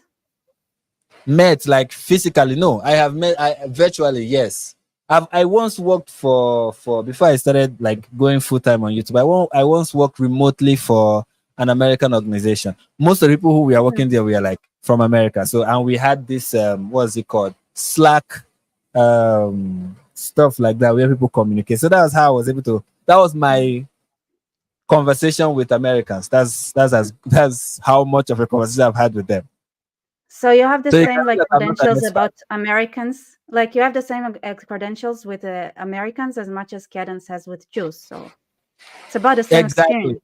Like it's the same thing. It's the So I same. We think have. she's an expert. Then you have to be an expert too. Thank you. You're a Right? very brilliant woman. I appreciate your input in this conversation. Exactly. I am as much as an expert as Candace Owens, and she has over more than 1 million subscribers on YouTube. That is in fact, and I don't even have that much. So please, I don't know what is wrong with me. Giving my expert comments and stuff about everything that she's saying. I mean, there are some things that you even need to be an expert to know that somebody is lying. When it's obvious that the person is lying, is being manipulative, is playing fast and loose with the facts, is trying to be slimy, is giving herself room for possible deniability, and she's plainly ignorant. She has not read or studied anything to give her enough credentials, the one you are expecting me to have. She has not studied anything to give her enough credentials to talk about what she's talking about, but she's opinionated, strong, as in confident about it, and going at it like a lioness. But I mean, I'm just like, I think she's wrong. And you're like, where's your expertise? Where's her expertise too? Yeah. Anyways, let's continue. There are a couple of things. You see, this is why the Jews should not be interfering with my streams. There are a couple of things I wanted to say, and now I can't say it because the weather people are interfering with my streams. So later, he went on to Alex Jones and these things and said, "I love Hitler," and just doubled down on the anti-Semitism. That is right? 100%. I'm not. You're not accountable for that. Exactly, because what you're asking me is, you're saying, Candace, your initial response when he said this tweet. This is what people have tried to hang me on. Like, this was an example of anti-Semitism. Was that you said, "Hold on here, like he's not going to go blow up Israel." Okay, he's not going to war with Jewish people. Let's just hang on and allow him to explain this. That's literally all I said. And there was like a cancel Candace campaign. When Kanye West said, "I'm going to go dead country on Jewish people," everyone thought he was about to bomb Israel. That was what came to everybody's mind. We were like, "Oh, he has bombs. He's about to drop it on Tel Aviv." That was what we all thought, right? Yep. That is what started Rabbi Shmuley's nonstop harassment of me. Like me saying, "Let's hang on and hear what else he has to say." Like that was the greatest example of anti-Semitism that people could ever pull of Candace Owens. And I'm like, well, if that's your greatest example, like you're not sounding like you're not exactly presenting very strong evidence that I'm anti-Semitic, especially because I have owned that in the moment, again, me having too much information, did I fumble the ball? I wish I could have said more, but that it wasn't my place to say what he was going through personally. And again, it is annoying that people always cut his tweet in half, because he said more that would let people know that he didn't mean all Jews in the world, you know? Did the rest of the tweet say that? No, What have you seen thus far from what she has been saying? All right. I have no idea what you just said. Like, all I could think of is like, how much I hate DEI hires. Yeah, Candace Owens looks like a DEI hire for the Daily Wire. They should admit it at one point and be like, maybe we hired this lady because she was black, or she's black rather. At one point, just be like, we did that. That was why we did this. It's like I remember when I realized what the IIR was like 6 months ago, when I was like watching Claudine Gay, right? And she plagiarized all her. And I went to my dad and I said, you know what? Like, aren't those people like the biggest racists ever? Because I'm not convinced. Like, you're not gonna convince me in a million years that is the smartest black woman they could have found. I'm sure that in the same year, in Harvard, there were like at least several capable black women who didn't plagiarize their work that could have also been, selected, but they had chose to select someone who clearly doesn't deserve it. And I think they did it on purpose. I think because they're so racist, they choose incompetent like black women to actually undermine them. That's a fair point. And I also think one of the things that is responsible for them choosing somebody like Claudine Gay is because she told the party line. She said things that they agree with. She was agreeable with them. She buy into the whole woke ideology. So they put her there. They will not put any black woman who does not toe that line. So it's not even enough that you are a black woman, and you have to also agree with them, else they will not have you in that position. So, and it kind of fits in with Candace Owens in a way. Like, one, she was black. Two, she was a woman. She's a woman. One, she's black. Two, she's a woman. Three, she presents herself as a conservative. And then she's like, yeah, come on board. I don't know what happened to that. Like, how she got to the Daily Wire. I think they really messed up there, to be honest.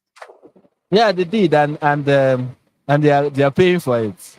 They are paying for it big time. Yeah. I think because those who speak, who have a brains in them, they're just maybe not, not as self-convinced and therefore less convincing. And there's something like tempting about getting someone who is so passionately and blind. But then it's like then it blows up in your face once they're actually once they there's the slight divergence from the few topics where they get it somewhat right. Yeah, and another thing about Candace Owens, she was saying her biggest anti-Semitic moment was when she defended Kanye. That was not it. Not the people were even easy to quick give her. There's so many things that Candace Owens had done that maybe like, no, we cannot be on your side. For me, even her defense of Kanye West was not. It was her defense of Andrew Tate. It was also the exchange she had with Ben Shapiro, where she was using Christ is King and quoting scriptures and stuff like that, making it look like to choose between serving God and money or something like. And then just spouting Christ is King at Ben Shapiro. So kind of recruiting this growing mob against someone like Ben Shapiro, and then kind of alluding to the fact that Israel is committing genocide in Gaza. Although she will not say she said it categorically, but she kind of alluded to it. And then the defense of the Germans, like, hey, Germans we are killed during the World War. More Germans were killed, and yet we do not call it genocide. And I'm like, are you defending Germans? What exactly are you trying? Is this kind of things that she said that make people go, are you kind of being an anti-Semite? What is going on here? it wasn't the whole Rabbi Shmuley stuff. She's making it look like it's all about her exchange with Rabbi Shmuley, but it is not. There are other things that she has done. In fact, when people criticize, I've watched many people criticize Candace Owens, and not once have I had anyone bring up her issue with the rabbi. No, very few people do that. It's other things she has said independently that have made people come to the conclusion that she's likely an anti-Semite. And she's like, their strongest case is her defense of Kanye West. No, it's not. You know. Right. Like she doesn't understand what I don't like. Can you imagine like we start undermining the history of slavery in the United States and saying, oh, the black people, they didn't really suffer that much. Like they were held in very good conditions in those slavery, like way better than staying as like and you know, like those who were slaves, they were like the lower status people in Africa. So if they were enslaved in Africa, they like you know, then it would have been worse like than those who enslaved them in America. So they should be grateful that they got enslaved and then they got to be part of the greatest nation in the world. Like this is like, can you imagine like anyone talking like this is why Jews get mad, because this is what it translates like. This is the real equivalence of what they're saying about Jews when they're denying the Holocaust and denying everything that Jews went through. But here's the funny thing. Candace Owens have said similar things to what she just said about black people and about slavery. So oh my God. Okay. So she's across the board. Okay. So yeah, no, like can it's you ridiculous. imagine? I can imagine. Oh wow. So there's that. See? And then you say like, I told you Jews can be anti-Semites and black people can be like, this is like the slavery, excuse me. Like slavery. Segregation is like there is no. My issue with slavery, so when it has to do with slavery, there of course some of the things you said are things that is slavery bad. When it comes to my conversation with slavery, is slavery bad? Yes, slavery is bad. But there are other things, like I said, there are other things we can say that happened during the Atlantic slave trade. One is we also have to recognize that there was the trans-Saharan slave trade, because people always focus on the transatlantic and they leave the trans-Saharan, which was much more inhumane. Well, the Muslims were worse.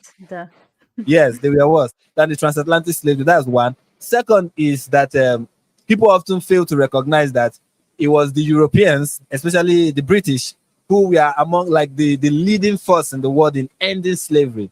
And they make it look like transatlantic slavery is very unique. Nothing like it has ever existed in the world. And I'm like, no, it's using that to, create this white guilt that make white people feel bad and cry and wail for what their ancestors did. And I'm like, nah, don't do that. Don't do that. You did not own any slaves. You did not do that. You understand? Me saying that is not me justifying slavery. It's just saying, stop this over the top feeling of, I don't know what to describe what you are manifesting right now. But I think it's still wrong to say say some things that it wasn't. Slavery was still slavery, it was still slavery. I agree with you. I agree with you on that. So yeah, I do. But also like if we're completely honest, if you want to have like the whole like comparison, like to be accurate, it'd be like just like then I said like, but the thing is like DEFCON 3 to those who just went through a genocide, then this would be similar to saying, oh, you know what, it's better for African Americans to get enslaved again. Like this is the conversation when it comes to Jews. And it's not only that they deny the Holocaust, it's that they want to make it happen again. Yeah, I think like it didn't happen, but it's a good idea kind of situation, right? Like exactly. Slavery wasn't that bad, but you should get enslaved. But we should bring it back. Exactly. I understand where you're coming from. I do. Another possible comparison is like black people living under Jim Crow, and you just came out of it. And then you have somebody saying things that echoes that era. And you're like, it's not an issue. I mean, it's really not that bad. I mean, as in turning a blind eye to the fact that Jim Crow just ended. And you're like, yeah, let's just start saying things that, we are being said just few years ago. And you're like, yeah, well, people should get over it. It's fine. It's not like Jim Crow is coming back. And then you are entertaining people who feel Jim Crow was a good thing or slavery was a good thing. People who are like, it's okay, you know, black people are supposed to be on the house. And funny enough, that is also the kind of crowd that she's attracting. A crowd that thinks it is okay for black people to be, you know, exempted from American life. They should be bundled and Are sent there back to people like Africa. that even now, by the way? Are there people who really think that like they should bring slavery back? I mean, Yemen just made slavery legal. So if you're talking about those I people, mean, yeah. I don't talk about the Middle East where it never stopped.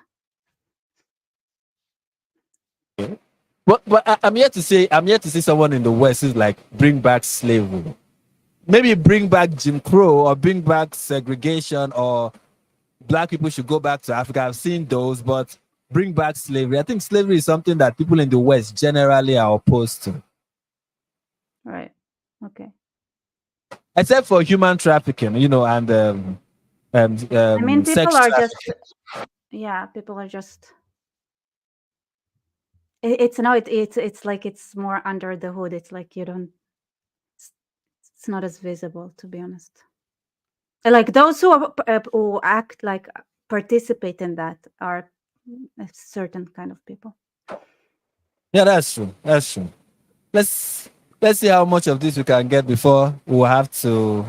I'm gonna pull Jews, it up I mean, right two now. specific Jews. Okay.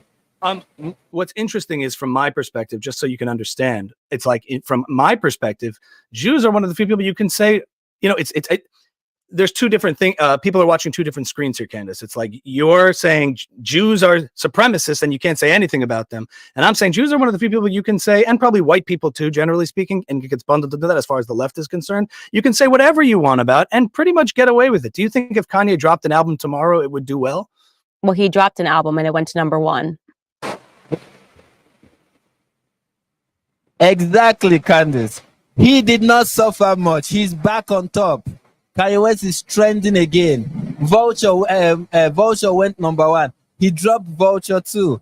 Carnival, everybody is playing it. If not for Kendrick Lamar and Drake's beef, we'll be talking about Kanye West. He always has that ability to cause a controversy, lose money, come back again, and everybody's talking about it. He did it with Taylor Swift. He did it with Taylor Swift again, 2 times Taylor Swift. And now he's doing it with he did it with Jewish people. That is Kanye West. Everybody knows that about Kanye West.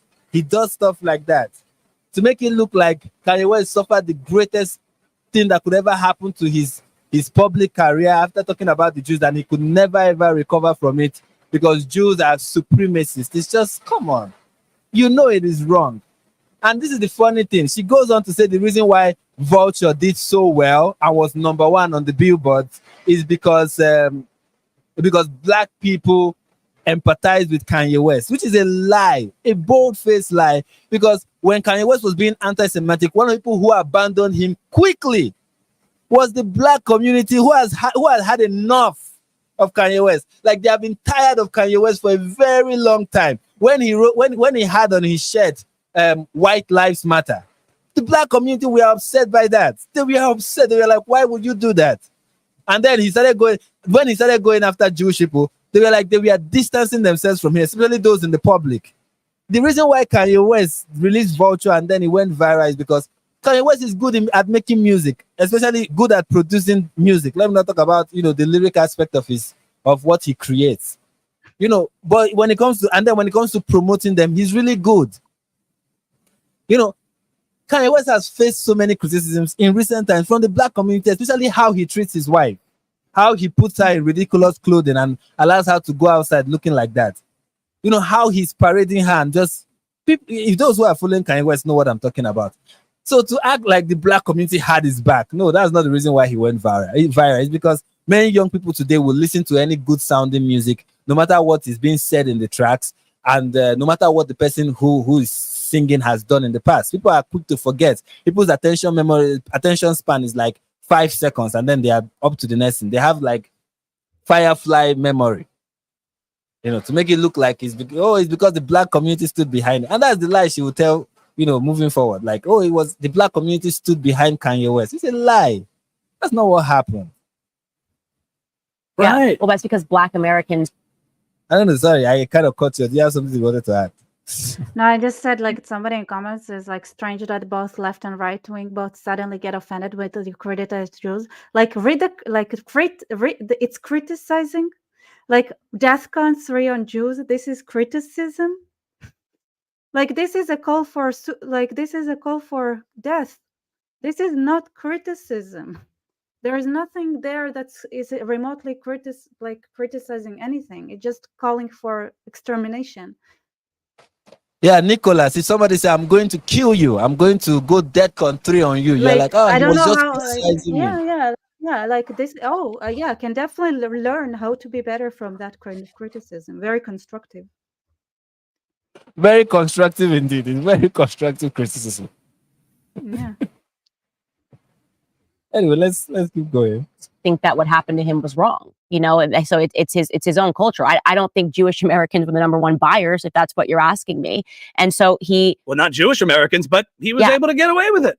Well, talking badly about Jews. He's no longer a billionaire, right? I mean, he took away his Adidas deal, and I'm not here. I'm not here to litigate whether or not Kanye deserved it. I'm here only to defend what I actually said and how taken.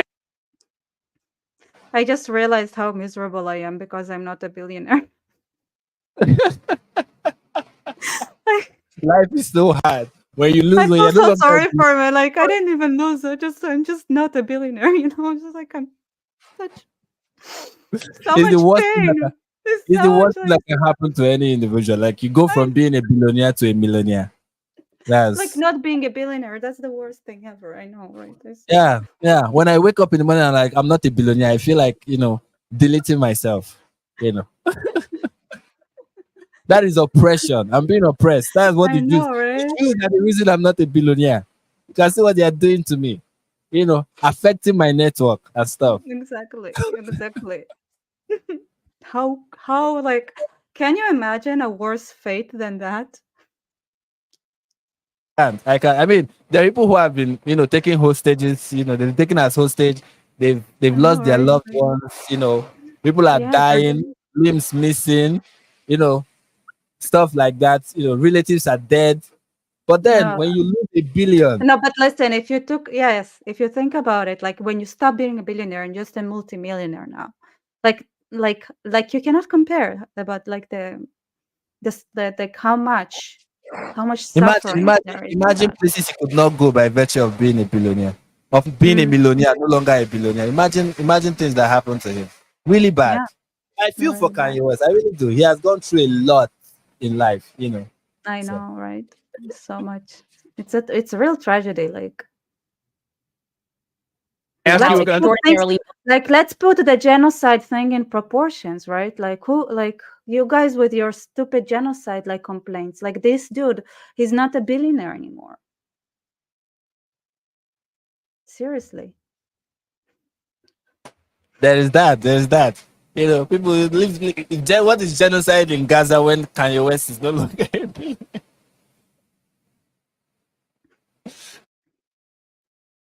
Blown up it was, as if I had actually sent the tweet that he said. And yes, the rest of his tweet was, the funny thing is I actually can't be anti-Semitic because Black people are also Jews, are actually Jews also, pardon. You guys have toyed with me and you've tried to blackball anyone who ever opposes your agenda. That was his tweet that he wrote. That doesn't help. Can you put the video I sent you, please? So perfect for this. I didn't hear what you said.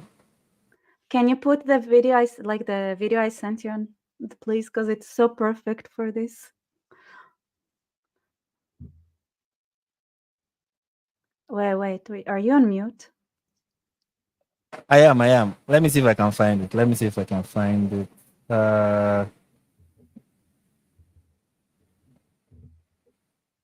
Just wait a second. It's just that my Instagram is not open. I have to open Instagram. It's so nice. Somebody is sending people to study the Talmud. I appreciate his dedication to education because it takes at least 7 years for a native Hebrew speaker to study the Talmud. to read it, just to read it. Because it's a lot of and also there are two versions, right? There is the Jerusalem Talmud and there the Bavli Talmud. So it takes like you dedicating 10 years of your life if you already speak Hebrew as a native speaker. So that's amazing that that people who are not Jews and actually don't like Jews at all are willing to dedicate themselves to study the Talmud. So, like they need I bet they spend like 20 years of their life to study it, just like to prove the conspiracy theories stuff to the Jews, like because everything is in Talmud. It's amazing, like the dedication they have. The people that want to study the Talmud have not finished reading their Bibles, but yeah, the Talmud. Oh yeah, by the way, I do recommend reading the Bible as well first, and also remember like that a lot of the English translation are mistranslated, so I recommend reading several versions at least. So right. All right, let's.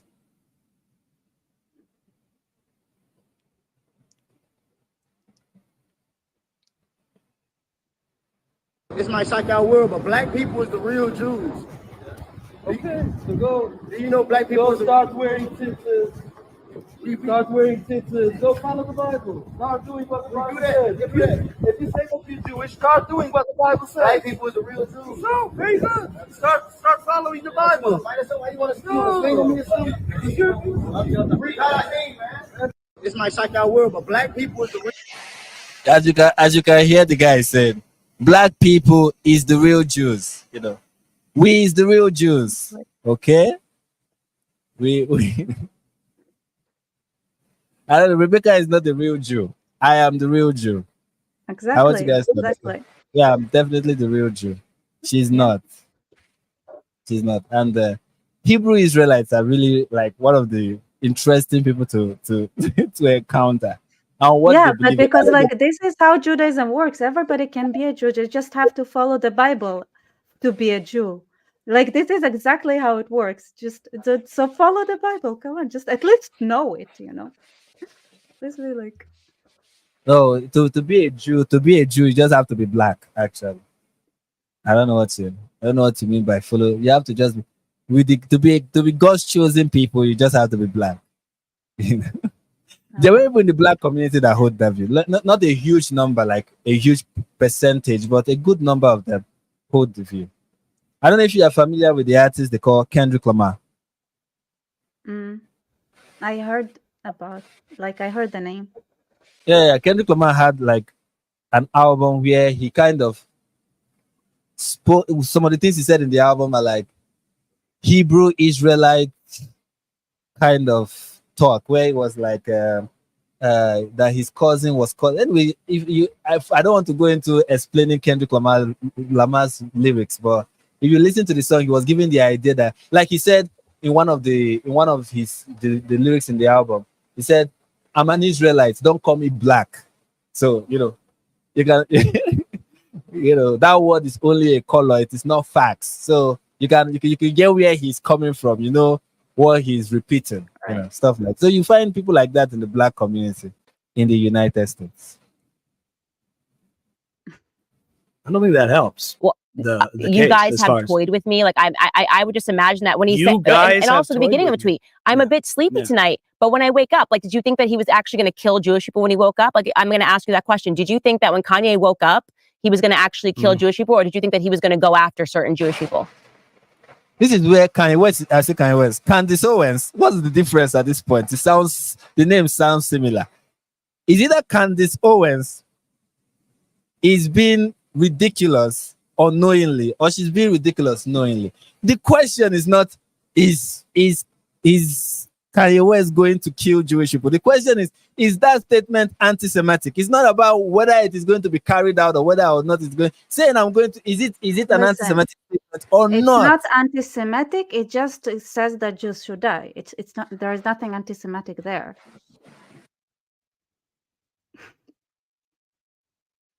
Well, you're muted, Frank. You're muted. Okay. I didn't get what you said. I want to get the joke very well. What? I didn't get the joke. I know what you said was a joke, but I didn't get it. I didn't get it fully. No, I said it wasn't anti-Semitic. It just said that Jews should die. There is nothing anti-Semitic in that. Oh, it makes sense. I mean, Right. He it's just way said that better Jews to should say, die. Why is it anti-Semitic? yeah, it's not like he was going to kill them. He just said it to, you know, he's going to. It just said he- like that ideally they would be dead. It didn't say like, you know, it's like I can say it about mosquitoes. Ideally, mosquitoes would be dead. It's not that I'm gonna go and kill the mosquitoes. Just those who enter my Exactly. room. Exactly. It's like It's somebody not saying, anti-mosquito. it's like somebody saying, if I wake up tomorrow, I'm going to go out and kill black people. And then you're like, do Mhm. you really think that he was going to go out and kill black people? He doesn't have to really mean like he's going to go out for you to say, oh, that is racist. And I'm very sure even Candace herself will be like, that is racist. Come on, that is racist. Say, if I wake up, I'm going to go out and kill black people. The question will no longer be, oh, was he going to actually do it? You know, Right. anti-Semitism are in stages. There is the talking stage and then there's the doing stage. Also, it's Yeah. not racist to say that you're gonna kill black people. It's not that you're killing them just because they're black people. You just say that like they should be dead because they're black people. It's not because they're black people, right? It's not anti-black people. Exactly. It's because of what they've been doing to him. You understand? They've been Mhm. toiling with him. You know, you guys have been toiling with him for so long with your agenda. So I mean, I also, you know what I love the most about the smartasses that talk about like anti-Semitism, that like they're not really Semitic. Like you guys understand that Shem, like Semitic, this is like our mythology. This is part of the Jewish mythology that we're talking about. It's not really a real person. It's not really a real thing to begin with, probably. It's not a real genetic indication. It's like saying like, oh, the Greeks, like they would call themselves the sons of, I don't know what, like mythological, like of Hercules, right? And like other people would like adopt the Greek mythology and be like, oh, we are the sons of Hercules. And it's like, you guys, like, this is imaginary stuff, right? You understand, right? That we're talking about like, like it's just like it's part of our mythology, so to speak. The Shem, the person who are people who are Semitic that we're supposed to be descendants of. well, later she said in the interview that which or in the conversation that Semitic is not just Jewish people, that is everybody in the Everybody Middle who East. wants to be the sons of Hercules are the sons of Hercules. Like seriously, like True. I can claim to be the daughter of Hercules. Who are you who are you to tell me that I'm not the daughter of Hercules? Was Yeah, I ever? and Yes, that's why like that. black people are the real Semites. Exactly. Yeah. Exactly. That's why black people are the real Semites. Let's see how much of this we can finish. Did you think Jews were going to try to kill you, the ones who were canceling you? And I literally never said that the people who were canceling me were going to kill me. What are you talking about? She did. She accused Rabbi Shmuley of wanting to try to kill her. I Mhm. think we don't have to name names, but in like your whole beef with Rabbi Shmuley, are you trying to kill me? What are you going to kill me? You I did said, say that. well, I said, what's next? I said, you've already done this. You've already said this. Like literally, what's next? And that was very tongue in cheek. Like I didn't think Rabbi Shmuley was going to hunt down and come kill Right. me. It was tongue in cheek, Right, as if like you've thrown everything at the wall Right. here. Like what is actually next? Can I See, ask you with another Jews, question? the people actually come to kill us Quick if we question. say yes. That's the next thing. Is like, yeah, we agree. You can already see her, just her slimy nature. You understand? Where you when you catch her, say, oh, look, this is you saying something. She weasel her way out of it and be like, no, that's not actually what I said. Or you just see it like there's no benefit in having the conversation. Like I don't see any benefit in having the conversation with Candace Owens, because one, she's not open to learn, she's not teachable, she's not No. somebody who's going to be, she's not going to admit that she's wrong. She's hell bent on saying I'm right, and then finding ways to do this mental gymnastics where 1 minute she says she didn't do something, the next minute you call her out and say this is an instance of you doing it, and then she kind of find a way to make it look like that's not actually what she did, and she just keeps doing it, and you just at one point you just get tired and be like, even me when I was watching this, I was like, I think it was at this point or somewhere after that, I was like, okay, you know what, I already get how this is going to continue playing out. You say something, he will say, oh, but look at this example, and you say, no, this example does not apply, and then you just come up with one funny explanation, And the funny thing is that people in her comments are just going to be like, yes, she's making sense. What You know, what is even the title of this? Like, what is the what is the conversation supposed to be about? Is it like, is she anti-Semitic, or is like, what's the title? what it is titled is debate is everything anti-Semitic. It's Is everything everything anti-Semitism. anti-Semitism? Because I didn't see like where the everything comes into play. And this whole conversation, it has nothing to do with that. It's just she defending Like, they herself. don't even define what, like, what is, like, they don't give, like, okay, calling for the death of Jews anti-Semitic, yes or no? Like, they don't even have that kind of conversation to try to understand, like if is saying that Jews love gefilte fish, is this anti-Semitic or not? Like, I also, like, this is more like something that would actually kind of fit the title of the like, I think right now they're just trying to understand whether she is anti-Semitic. I think at this point, what they are trying to do is just find what he is trying to do is just find one moment where. But it makes sense, really be because sorry. in her mind, if she is anti-Semitic, then everything is anti-Semitic, because she is everything. Exactly, that's true. That's something to note. Like if Yeah. Candace Owen is that is important. Like the That is title important. is kind of if I am anti-Semitic, then everything is anti-Semitic, because there's nobody saying Exactly, everything because is she's anti-Semitic. everything. She's everything. Exactly. So if she is Exactly. anti-Semitic, then everything is. That's the narcissism that is evident in just what we are watching right now, what we are reacting to right now. It's just this little anti-Semitic, this little narcissism. Like, it's all about me, you know. Yeah, I Even mean, when they're it talking makes about sense. Kanye West, Like, it's still all about me. if you come, like, if you put your like shoes in the shoes of Cadence, that time makes sense, because like it's like everything that she, like, everything that's from her perspective, that's like global. So yeah, She speaks for all of us. She reminds me of Roger Waters when he said, I don't know if you watched his I didn't watch it. I cannot stand Pierce what's his name, Morgan. Piers Morgan. You can't stand him. He's so The nice guy. stupid. He's It he's hurts pro my Israel. brain, bro. He's also a narcissist. He's Well, so for you to be in show, like yes, he's you have to have- between conversations, like it's like it's like a blank slate. It's like he reboots, like he learns something new, and then next time he is rebooted. It's like exactly where he was before. Like nothing sticks beyond 1 hour. Yeah, 1 minute he's talking to Like Douglas Murray, and you're like, there is hope. There is yeah, hope. yeah, you're right, amazing. And then reboots, like right away, rebooted. Like nothing goes. But in Like Roger Waters, no new information sticks. It's like reboot to the same and then when you like ask him, basic statement, exactly where I it wa- started. Like killing people is not okay. It was like, but what happens if this person is trying to kill you? Yes, true. And like, but killing people is not okay. Oh, I hit my he's trying to be neutral. I don't know why you don't like. He's trying to be neutral. He's trying to be. It's like, okay, but what if a serial killer comes with a knife and comes to it, and then you kill him? It's like, yes, true. This is a unique situation. And then, yeah, but killing people is not okay. this is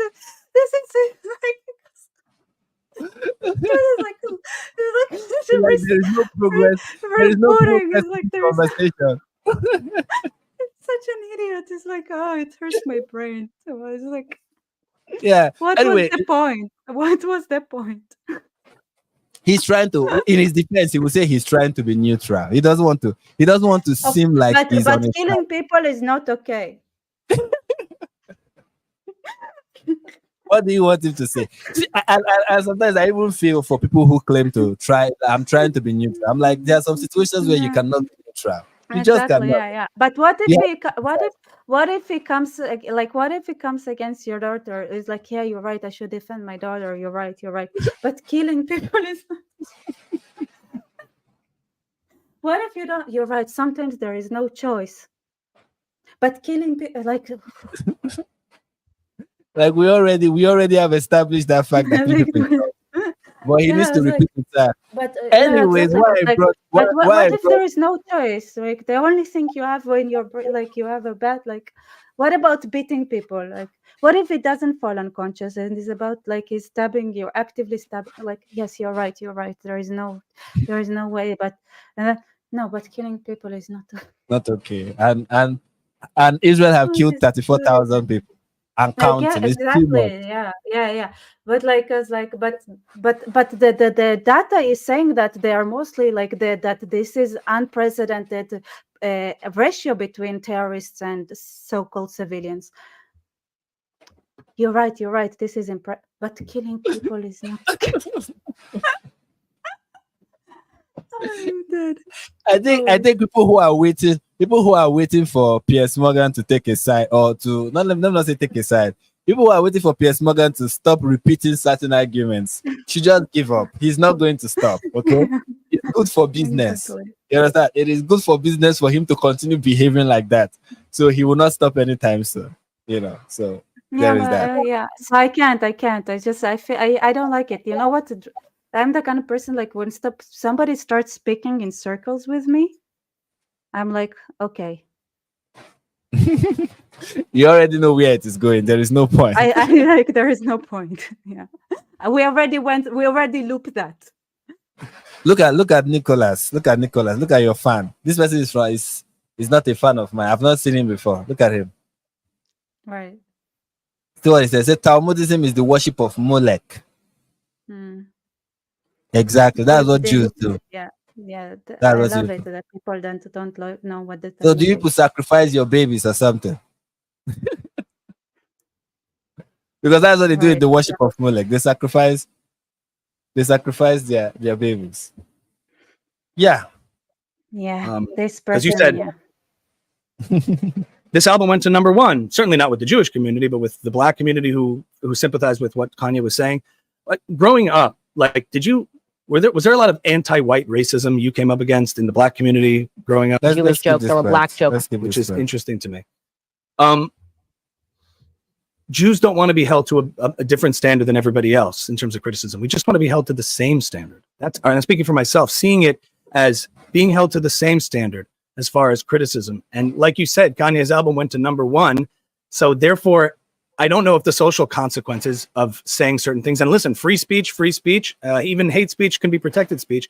That makes you free from legal consequences, but it doesn't make you free from any consequences when you say certain things. So to conflate the two, I think has been a mistake in this conversation about free speech. And my larger point was that in terms of supremacy, which is such a loaded word, first of all, I don't think anybody's inherent identity or immutable characteristic makes them better than anyone else. So I agree with you about equality, that we're all equal under the law. And whoever we're born to and whatever group we belong to doesn't make us better or worse than anyone else. But culture and practice and ritual, we all make kinds of different decisions and value judgments. For example, everyone has sort of the groups they're close to that we all and communities we come from, and we take pride in those things. So for example, do you think your whole contention is like Jews think they're above scrutiny and better than everybody else? Jews. I would never make that statement because that's a very broad statement. Okay. But so like I said, Rabbi that. Barkley is obviously a Jewish supremacist. I mean, that's like so obvious to me that he's a Jew supremacist. All right. I don't want to speak for him, but my point to you is like, I think one thing that I would have loved for AJ Comedy to ask Candace Owens is what would for her to define Jewish supremacy, because when we were talking about Jewish supremacy, I was like, okay, I want to understand what Candace Owen, what she means by what Candace Owens means by Jewish supremacy. What does that mean? You know? Yeah, I actually had the same question in mind. Like, what is Jewish supremacy? Yeah, because when I hear Jewish supremacy, what I think is white supremacy, right? So there's white supremacy. What I mean is like how white supremacy operates is white people put how will I put it? White people put themselves to a particular standard and then feel like everybody is beneath them. And every race, it's not just not every other race or group of people that do not belong to their group is beneath them. Like how white nationalists, how they behave and how they act, right? That is white supremacy. Okay, which Jewish person behaves and act like that you will say, even if it is the case that Jewish people get away with, let's say it is indeed true that Jewish people get away with doing bad stuff without being criticized. That is not Jewish supremacy. Like you can say they are being they are getting unfair advantages. You can say that is an unfair advantage that they have, but that's not Jewish supremacy. Jewish supremacy will be a belief that Jews are above every other group of people. Right? That is Jewish supremacy. And I don't think any Jew Right. believes that he is above, even if he's like, I don't want you to criticize me because I'm Jewish, or I feel like your criticism of me as a Jew is anti-Semitic. He does not believe that because he feels he's above every other person. So to accuse someone of Jewish supremacy as it relates to white supremacy, for me, it's not like I've seen black supremacists. There are people who believe that black race is the superior race and that white Right. people and every other race is beneath them. And they are the people who are the first people to discover every form of civilization that ever existed, and every form of invention was created by the blacks. You know, you see them on YouTube and you see them like people like what's his name now? I've forgotten his name. Dr. Umar. Yeah. There's people like Dr. That's the black supremacist, right? But I've not seen any Jewish person come out and say, oh, Jewish people, we are the ones who invented civilization. We are greater than every other person. We are, you know, this, we are that. You know what? But I feel like Jews should claim that more, to be honest, because Jews didn't contribute a lot first to civilization, and they take a lot less. No, I'm just saying they take a lot less credit for that than what they really deserve, to be honest. Yeah, that's true. That's true. Though. That's true. You know, Jews are their contribution in you know in the sciences and the whole Bible. There is nothing like the Bible anywhere in the world. There's no collection. You know, the Bible's the Old Testimony is 1,000 years of history that the Jews have preserved and collected, and there is no collection like that anywhere. Like it was really like until it was discovered, there was nothing like that, right? Until it became like global. Where like and there are a lot of unique elements there that is not found anywhere. So and that just that changed the world. And with all due respect to others who took like the Jews who were the ones that actually sat down and went like preserve it from generation to generation and made sure that it survives and collected that information for 1,000 years. Like the Jews in Judea, you know. True, and that's and that's something. And that's something to be proud of. Like, which is another thing that I was going to come to, because I wanted to compare being a supremacist to being somebody who is proud of your culture, proud of the contribution of your culture to society, proud of your people, and proud of the achievement that the people have made. You know, as a black, as an Igbo person, there are things about my culture that I'm proud of. Things about my culture or my people that give me pride, and I'm like, yeah, see, this is what my people contribute to society. This is what we do. This is what we are known for. You get that? Does not make me an Igbo supremacist. To be a supremacist is to think you are above everyone else and everyone is beneath you. You get so and that's not what Jewish. So people will say, oh, but Jews say that they are God's chosen people. What does that mean? You always encounter that, but they believe that they are God's chosen people is not in the way you are thinking about it. Like Christians believe, for example, that we are the only ones that will go to heaven. I don't know if you are aware that that's part of Christian belief, that only Christians will go to heaven. Does that mean that there is a Christian supremacist mindset? No. Yeah, there is, to be honest. There is. Is there? I didn't hear what you said. There is. Like, because like there is some Christian, like you have to believe in Jesus. Like Judaism doesn't believe that. You're a good person is a good person. It doesn't have to believe or be Jewish. I understand that.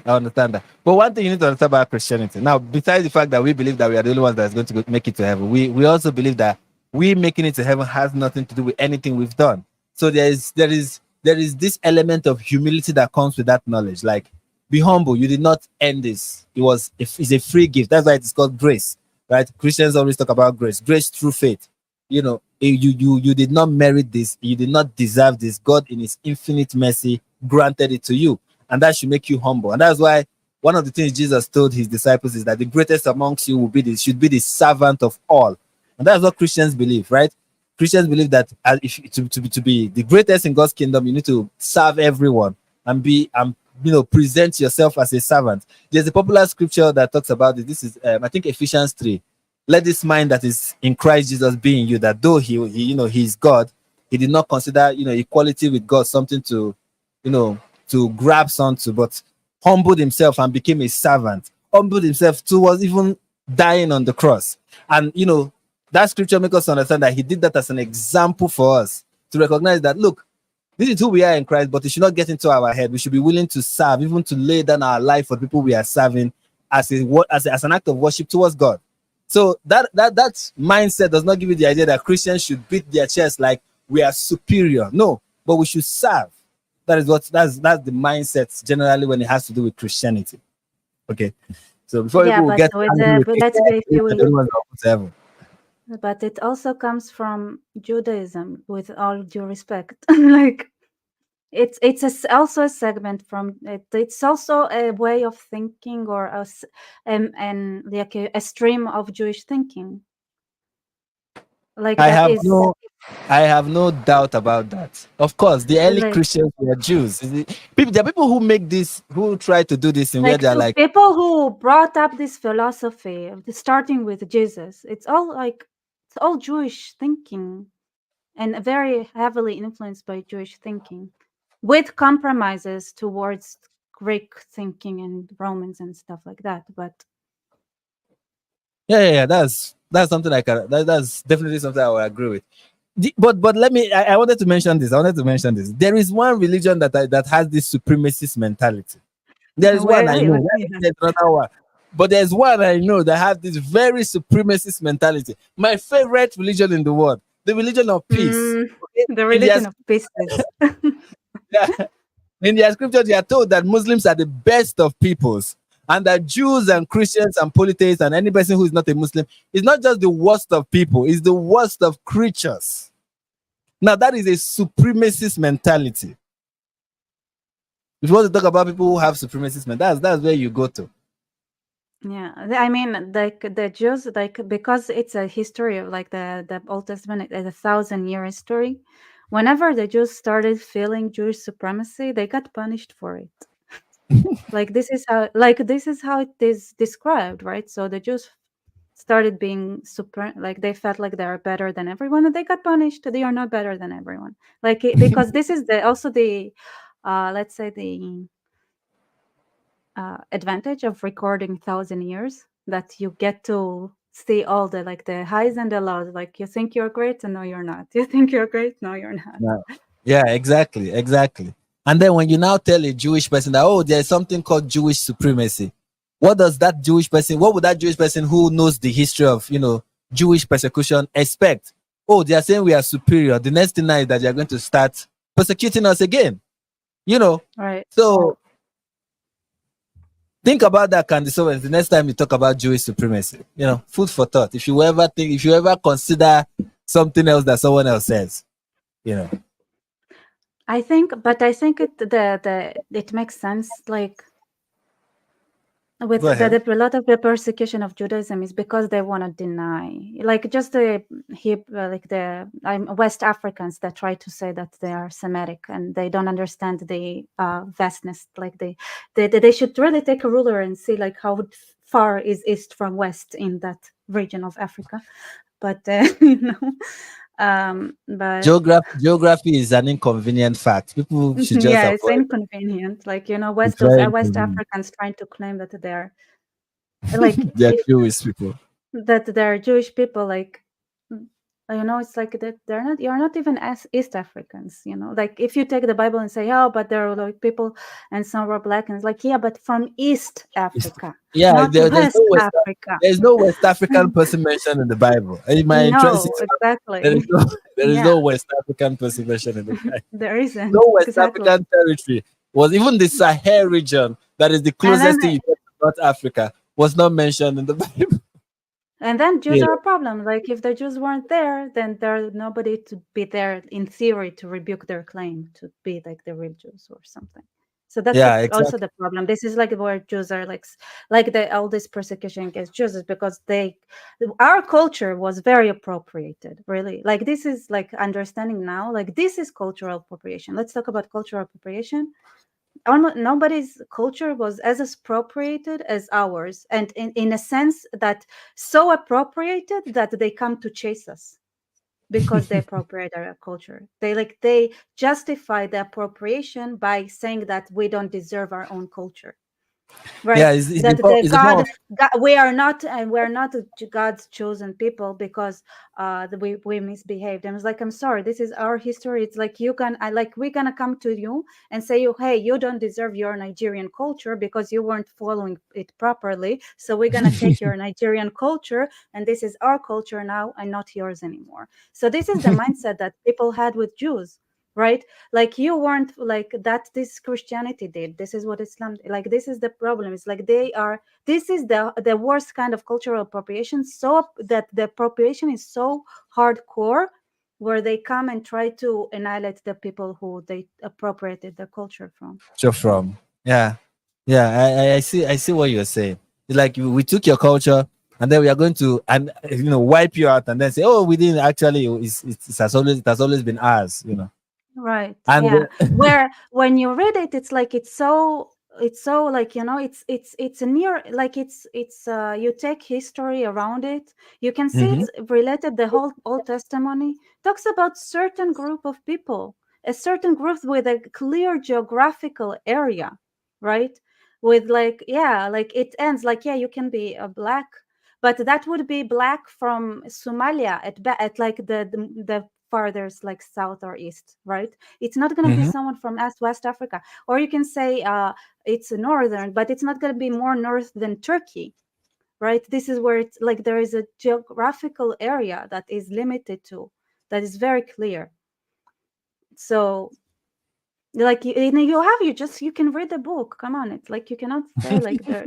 It's so clear because there is description of what is there. You can follow the Bible and see archaeological sites here just Mhm. by reading the descriptions of what the mountain next to the city looked like. And it's Mhm. like it says, okay, so next to that city there was a mountain that was shaped like this, and then 1, 2, 3, and from like if you stand in that hill and this is where Megiddo. This is how they found Megiddo, for example. Like that's how they just read the description of where it's supposed to be because it was under, obviously, and then just they found it.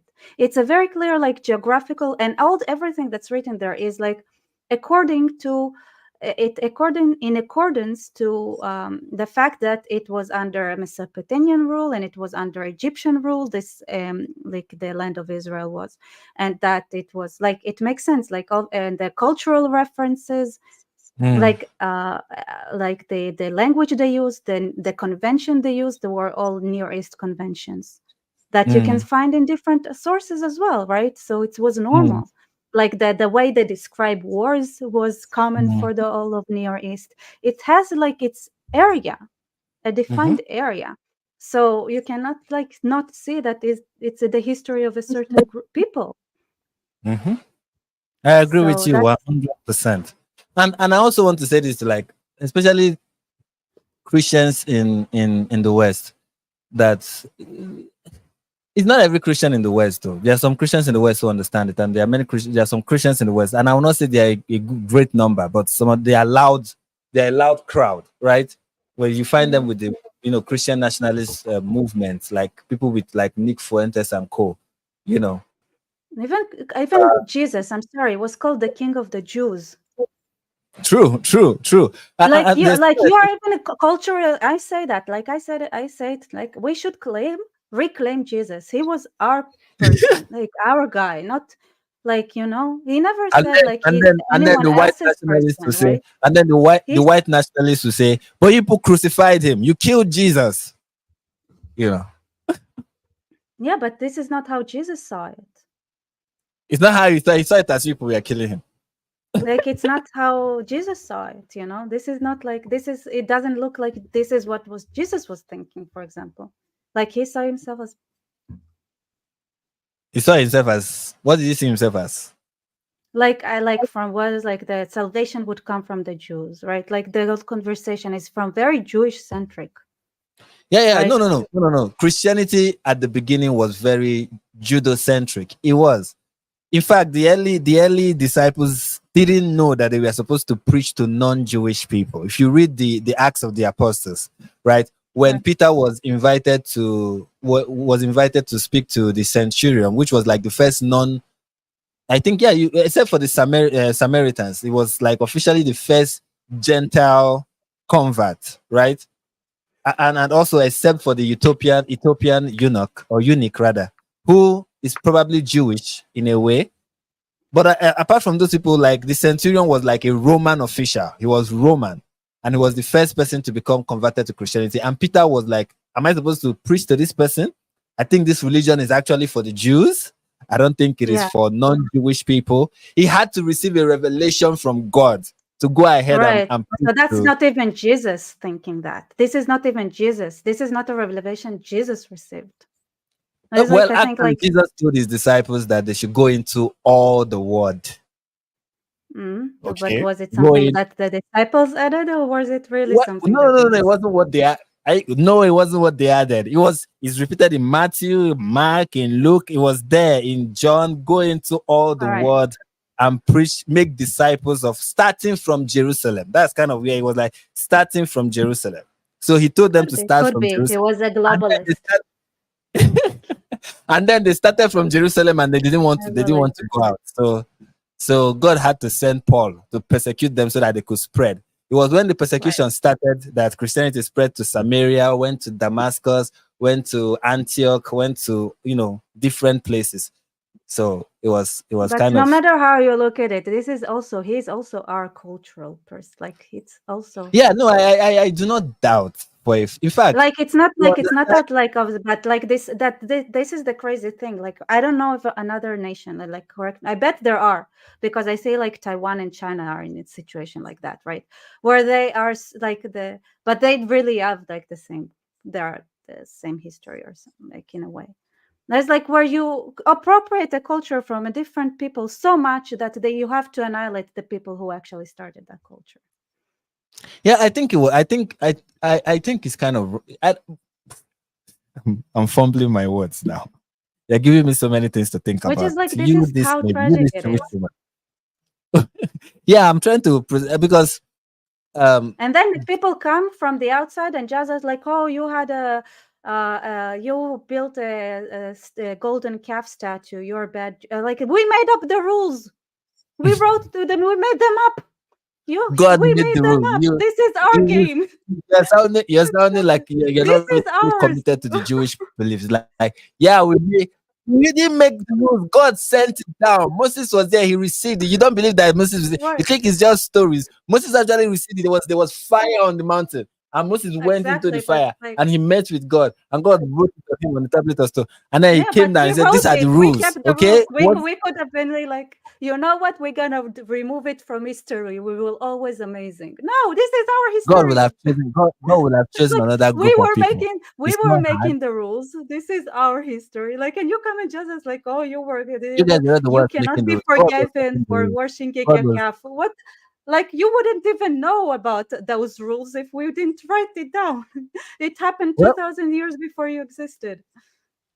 Well, God can raise And I'm stones. talking We believe about that. Muhammad. No, I recognize the role that Jewish people play in what Christianity is today. In even our scripture was written by Jewish people, preserved by Jewish people. I recognize that. In fact, our understanding of God is in a way is shaped by a lot by Jewish history and how the Jews interacted with God.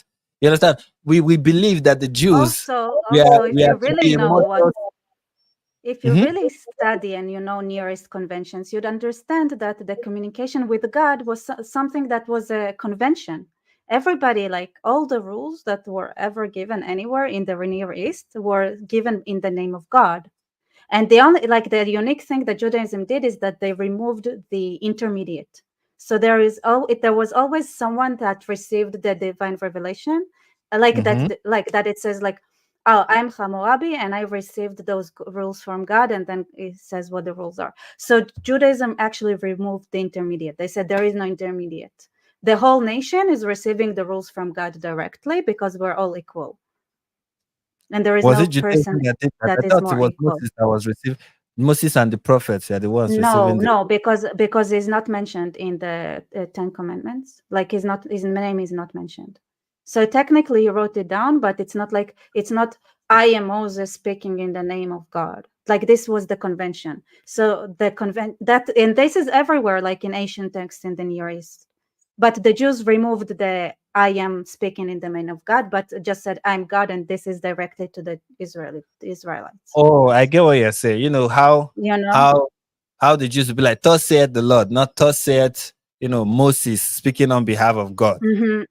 Right. So this is what the Jews fought for. For a lot of Jews who understand what they were fighting for, having Jesus or Muhammad be speaking in the name of God is like, but what did we fight for? We fought the convention of the ancient Near East that always used, there was always an intermediate. Like that saying, in the name of God, I am Moses that is giving you the rules. And the Jews were like, no, there is nobody that is intermediate between the people and God. The people are we're going to receive it directly from God, and it is going to be a convention that we all agree on. So what were the priests doing? What were the priests? The priest in the temple worship. Are they not like people standing in between the people and God? It was a different class, yes, but it's a messed up thing because like but you know that in Christianity there's no priest standing between the people and God. It's just you right. directly with God. Yes, but this is but a lot of things. It's like there is the Ratsui and there is the Matsui. There is the want and there is the exists, right? So you cannot really change you can see that throughout Judaism, right? You cannot be revolutionary too fast. So Judaism just changed society step by step, eventually And also Christianity finished the work. So in Christianity, the work was like perfect. Now you can talk to God directly. No priest required. But that's the problem, that Jesus is suddenly somebody who is speaking in the name of God. So this is Jesus is not speaking in the name of God. Jesus is God. No, right. But this was the Near East convention that the Jews fought against. So those who know Jewish history, so it was always like that. There was always a Jesus, a Muhammad, somebody who is God, who gave the rules, who spoke, who said, I am love, I am that, trust me. Like everything that Jesus, that was the norm. And the Jews fought against that norm and said, and there will be no. Where did this? Sorry, wait. I'm lost here, kind of. I just realized now that I'm talking about something that I'm kind of lost. Because this is why you need to understand, like, why are Jews so resistant to Muhammad and Christ? But because if you actually read and understand the Jewish history and the Near East history, you'd understand that the Jews are actually a slave rebel kind of people. The whole story is that those are people who decided that there are no kings and there are no humans that can be gods. So the king was always a god in the Near East. Okay. And then when suddenly there is somebody like Jesus or Muhammad, then it goes against all the history that the Jews were fighting against, right? The Jews were fighting against that Near East convention. This was the Near East convention. Okay, by Near East convention, let's remove the word convention because it's kind of confusing me. You mean by like a culture that was prevalent? This was yes. There was always a Jesus. There was always a Muhammad. There was always somebody who is God, and then speaks for God as God. Right. This was the norm. Okay. So the Jews were, the way the Jewish people formed is that they rebelled against that concept specifically. So by rebelling against that way of life, you mean at what point did that happen in the history of the Jews? Was that when the Jews were leaving Egypt, or was that when they were? At what point did that? It happened. It took like 1,000 years. It's that's what I'm saying. The biblical story. Okay, so the Old Testament. It took like 1,000 years to create that. But this is the goal of Judaism, right? The Jewish goal was to equality. This is why it starts with all people are created in an image of God, and then there is a conflict because there are two creation stories. One group wanted it to have a man and then woman created. And then there was a group that wanted to have both men and women created equally. And there was a conflict. So they just slapped both versions in. to the Bible.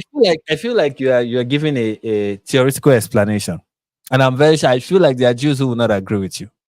No, but there are Jews who are like, I'm sorry, like there are Jews who also have a cult kind of. But if you actually like, there are a lot of Jews who would Like agree what, with what I what feel you is said. you this is you looking through the scripture and coming up with a theory, and this is your No, theory. no. It's not my theory.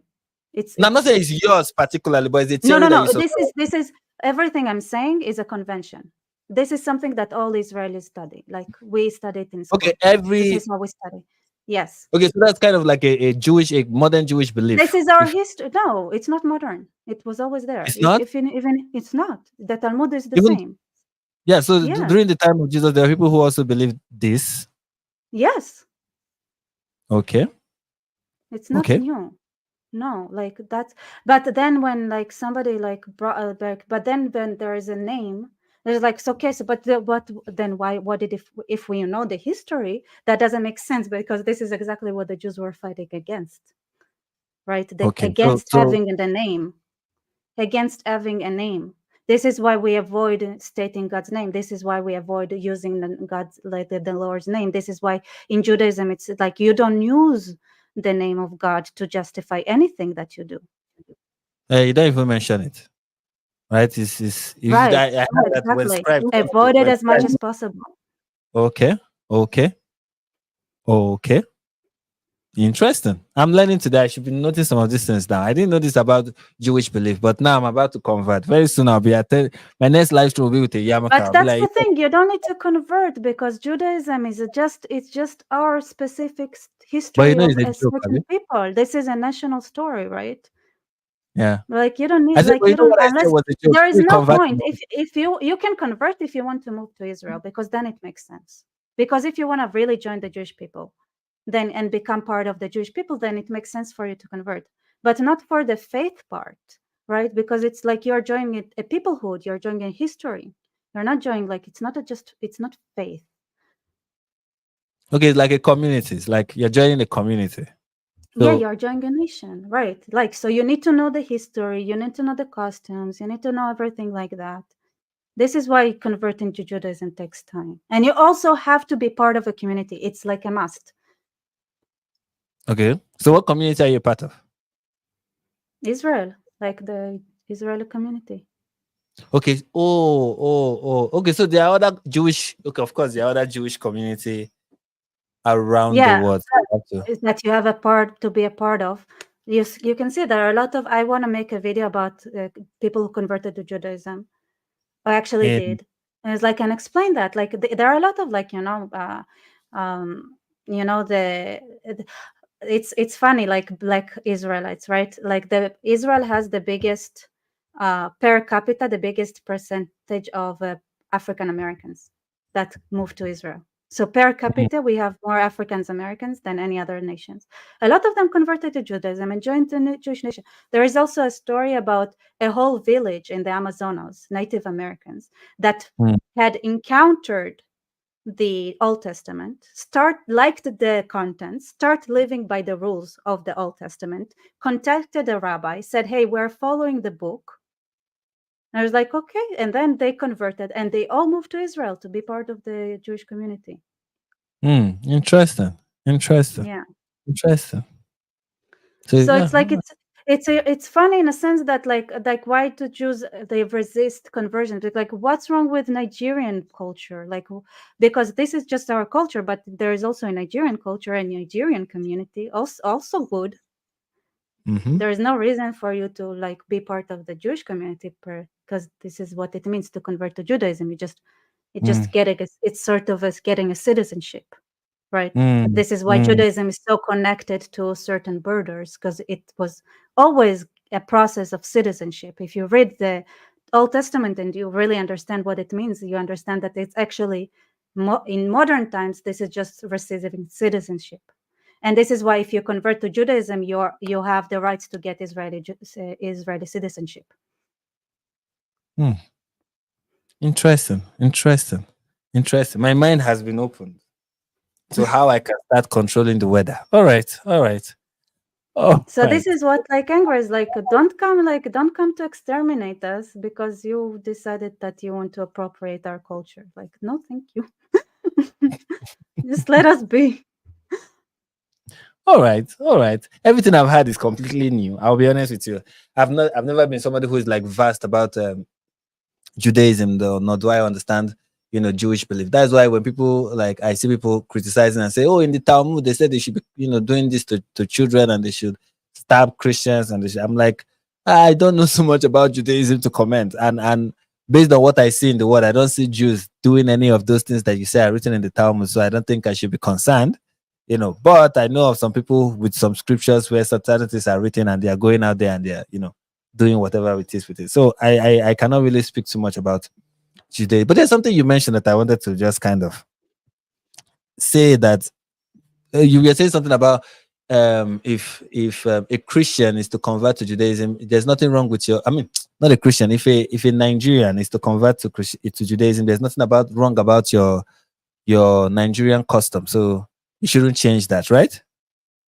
Yeah, like this is why Judaism is like doesn't understand conversion, because it's like you're changing a community. It's like you're going against the traditions of your ancestors to follow the traditions of our ancestors.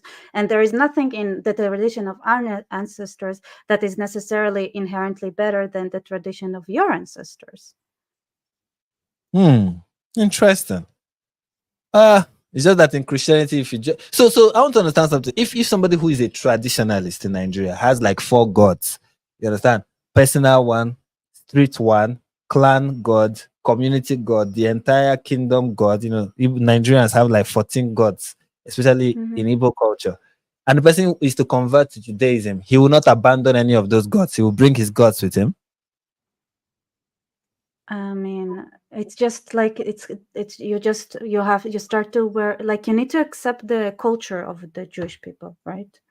Okay. So you can convert everything you just said. You can convert it to Jewish terms. You can say a personal God, that's hashgacha pratit, and then you have the earth is like shechina. We have all this crap too. Like, don't be wrong. Like we use there are like there's the feminine sort of like a presentation of God, we call Shechina, which is the earthly God, and there is like we have this crap. Don't be wrong. Like Judaism, because it's first of all, it's a peoplehood. It's very flexible. It's very, very flexible. And there are also things in Judaism I would say are kind of adulterous as well, a little bit, like there are elements, and then at some point rabbis are like, this is human nature. We cannot fight it. There are things we cannot fight, right? If people are gonna put salt in their pockets because they believe it's gonna give them good luck, we're not gonna go and chase them and tell them that's adultery because this is like that the salt in their pocket doesn't have anything to do with their good luck. It's just too much, Well, there's nothing you said that I'm like, I don't agree with this. I don't agree with this. But I'm like, I don't have to object. I don't have to object right away. But I'm like, interested. I find all of them interested. But I'm learning. But I find some of the things you said really, because a lot of people are so really, confused about Judaism. Why can you be Jewish and an atheist? Why but can you be I want to Jewish? understand Right? something.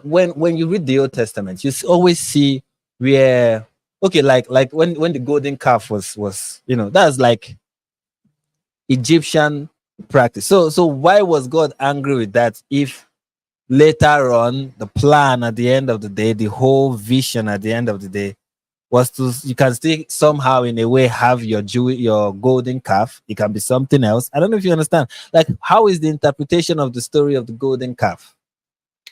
It's very so. Here's the thing. Okay, so when it comes to monotheism in Judaism, basically it means that there is one law system. So everything that believes that there are certain laws, like morality, there's one global morality in Judaism. Okay, this is what Judaism is called idolatry. If you believe that different people should live by different standards, right? For example, if you're from this community, then it's okay for you to be a fifth because you belong to a certain community. So in Judaism, that is idolatry, right? So everybody, regardless of where they're from, or who they are, or if there are kings, or if there are judges, nobody is allowed to come to steal. That's like across the board. So, and so a lot of times, like when it's idolatry, it means that, or for example, there are rules like you cannot sacrifice your children. So idolatry is a lot of times it's like a ways of saying those are people who did not follow the law and the morality that Judaism believes in. Okay. So it's looking like and sometimes it's just because like people are jerks and they misunderstand things, you know. It's also that because it's 1,000-year history. It's not always that the Jews got it right. Yeah. I think we need to have you again on this channel, and then you explain Judaism for us. Basic Judaism 101. What every individual on the planet should know about Judaism. Like, give us like 10 points or something. And you know, maybe then I'll also be ready to like engage with you in this conversation, because right now I'm way out of my depth. I don't even understand a single word that so the things you are saying, I'm hearing them for the first time, and I'm like, this sounds like a religion where there is no God. Because Judaism is fundamentally different from Christianity and Islam. Fundamentally different. It's also looking like it's fundamentally different from what is in the Bible, in the Old Testament. No, it's not. No, I'm not saying it is. I'm just saying it's sounding that way, but that's not. Did you read it? Like it's not. It's like everything I'm describing. We can go through point, and I'm going to show you how it's reflected in the Old Testament. I did not read it in the Jewish text. Or did I read the Bible? I have it Don't here. worry. We are. You want a challenge? Let's do it. I can also like open randomly and like I know where stuff are, so you can challenge me. No. I'm very sure. The highest Bible knowledge I have is Bible recitation in church. So don't worry. It's fine. All right, we've stayed up to 3 hours. We spoke. We started by talking about Candace Owens, and we ended with talking about Jewish belief and Judaism in general. And by way of closing, I just want to say about Candace Owens and anti-Semitism. Let me give you the opportunity to lead with the closing remarks. So, what's your closing remarks about everything we've discussed thus far? Get your own culture, people. Stop trying to kill us just because you like ours so much. Thank you. I don't know where she got this idea from, but it's not true. We're not trying to kill anybody. No, not you. Not you. No, because like Mrs. Cadence with Christ is King. I'm sorry, Christ is a Jew, is the King of the Jews. Okay? Go get your own person. He's the King of heaven and earth. Anyways, I digress.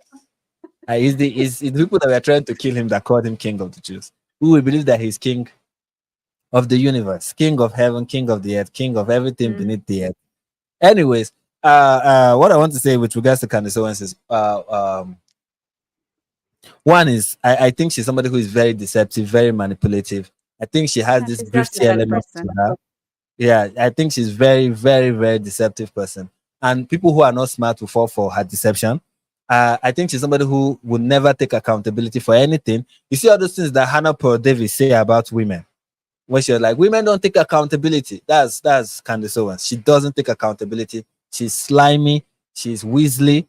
There's a word like that. And what else? I don't think she's an anti-Semite, but I think she's very ignorant. And Rebecca is like, she's willfully ignorant. I think she just doesn't like learning stuff. She just wants to say whatever comes to her mind. And she's that way because it is profitable. That is what the internet has likes created. The attention. Yeah. Of course. She does. She really does. At the end of the day, who doesn't? So that's what I want to say about Candace Owens. And maybe the next time when I have my network that will not, have any glitch, and when I'm sure that there will be no rain, I will have Rebecca again. Or maybe she'll have me on her channel to educate me about you. I don't know. When am I going to be invited? Rebecca, when just say it now. When am I going to be on your channel? Say it now as we are live. Whenever I want. Yeah, Wednesday. Wednesday. Okay. Wednesday. Okay. Cool. Perfect. All right. So Wednesday, expect me on Rebecca's channel. She will send me the details. And I'll be there to learn about whatever it is she wants to educate me about. No, I'm You gonna know. ask you questions. I don't care about my own culture. I know it already. It's not interesting. Okay, she's going to ask me about Nigerian culture and help convince me that it is I'm very such a narrow-minded. I don't like the viewers. I know my viewers are mostly non-Jewish, non-Israeli, but still, it's like okay. I, All they right. probably All right. care about it. But I am curious about your culture as well. All right. All right. Wednesday it is, guys. And with that, we are going to call this live stream. We're going to bring this live stream to a close. Thank you, everyone, for tuning in for the gifted membership. Just thank you. Ayonora, thank you for the super chat. And my moderators, my able moderators, all of you, I say a big thank you. Oh, here's another one before we go. Thank you, Rebecca and Frank. Very much enjoyed. Thank you, chatters. As always, a great group. Like and subscribe. Thank you, Yes, Jazz. like and subscribe. Thank you, Like and Frank, subscribe. for That's having something me. I You're rarely see. amazing. That's something I I love your rarely see. content so I don't know much. if you watch my videos and you've ever seen. Okay, earlier when I was making videos, I'll be like and subscribe. After a while, I'm like, nah, I'm not going to say this thing. I'm not going to say it again. If you don't want to subscribe, don't subscribe.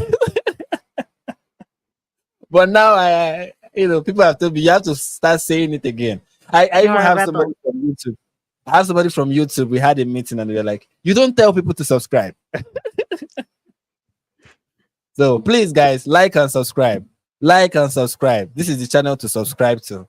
There's something we are trying to achieve, and your subscription is going to help us achieve that. Also, like, and we'll see again. Also, yeah, very important. Go to Rebecca's channel and get her to, like, I don't know how many subscribers you want to have by the end of the month. 50,000. Want to have 50,000 subscribers by the end Perfect. of the month? It's possible. Okay, Amazing. let's go on. She has so many wonderful things, and you can see her quiet, chilled demeanor. If you want to see anger and agitation, you come here. If you want to see quiet and tranquil, you go over there. The hot and cold will balance everything out. You understand? So, and with that said, peace.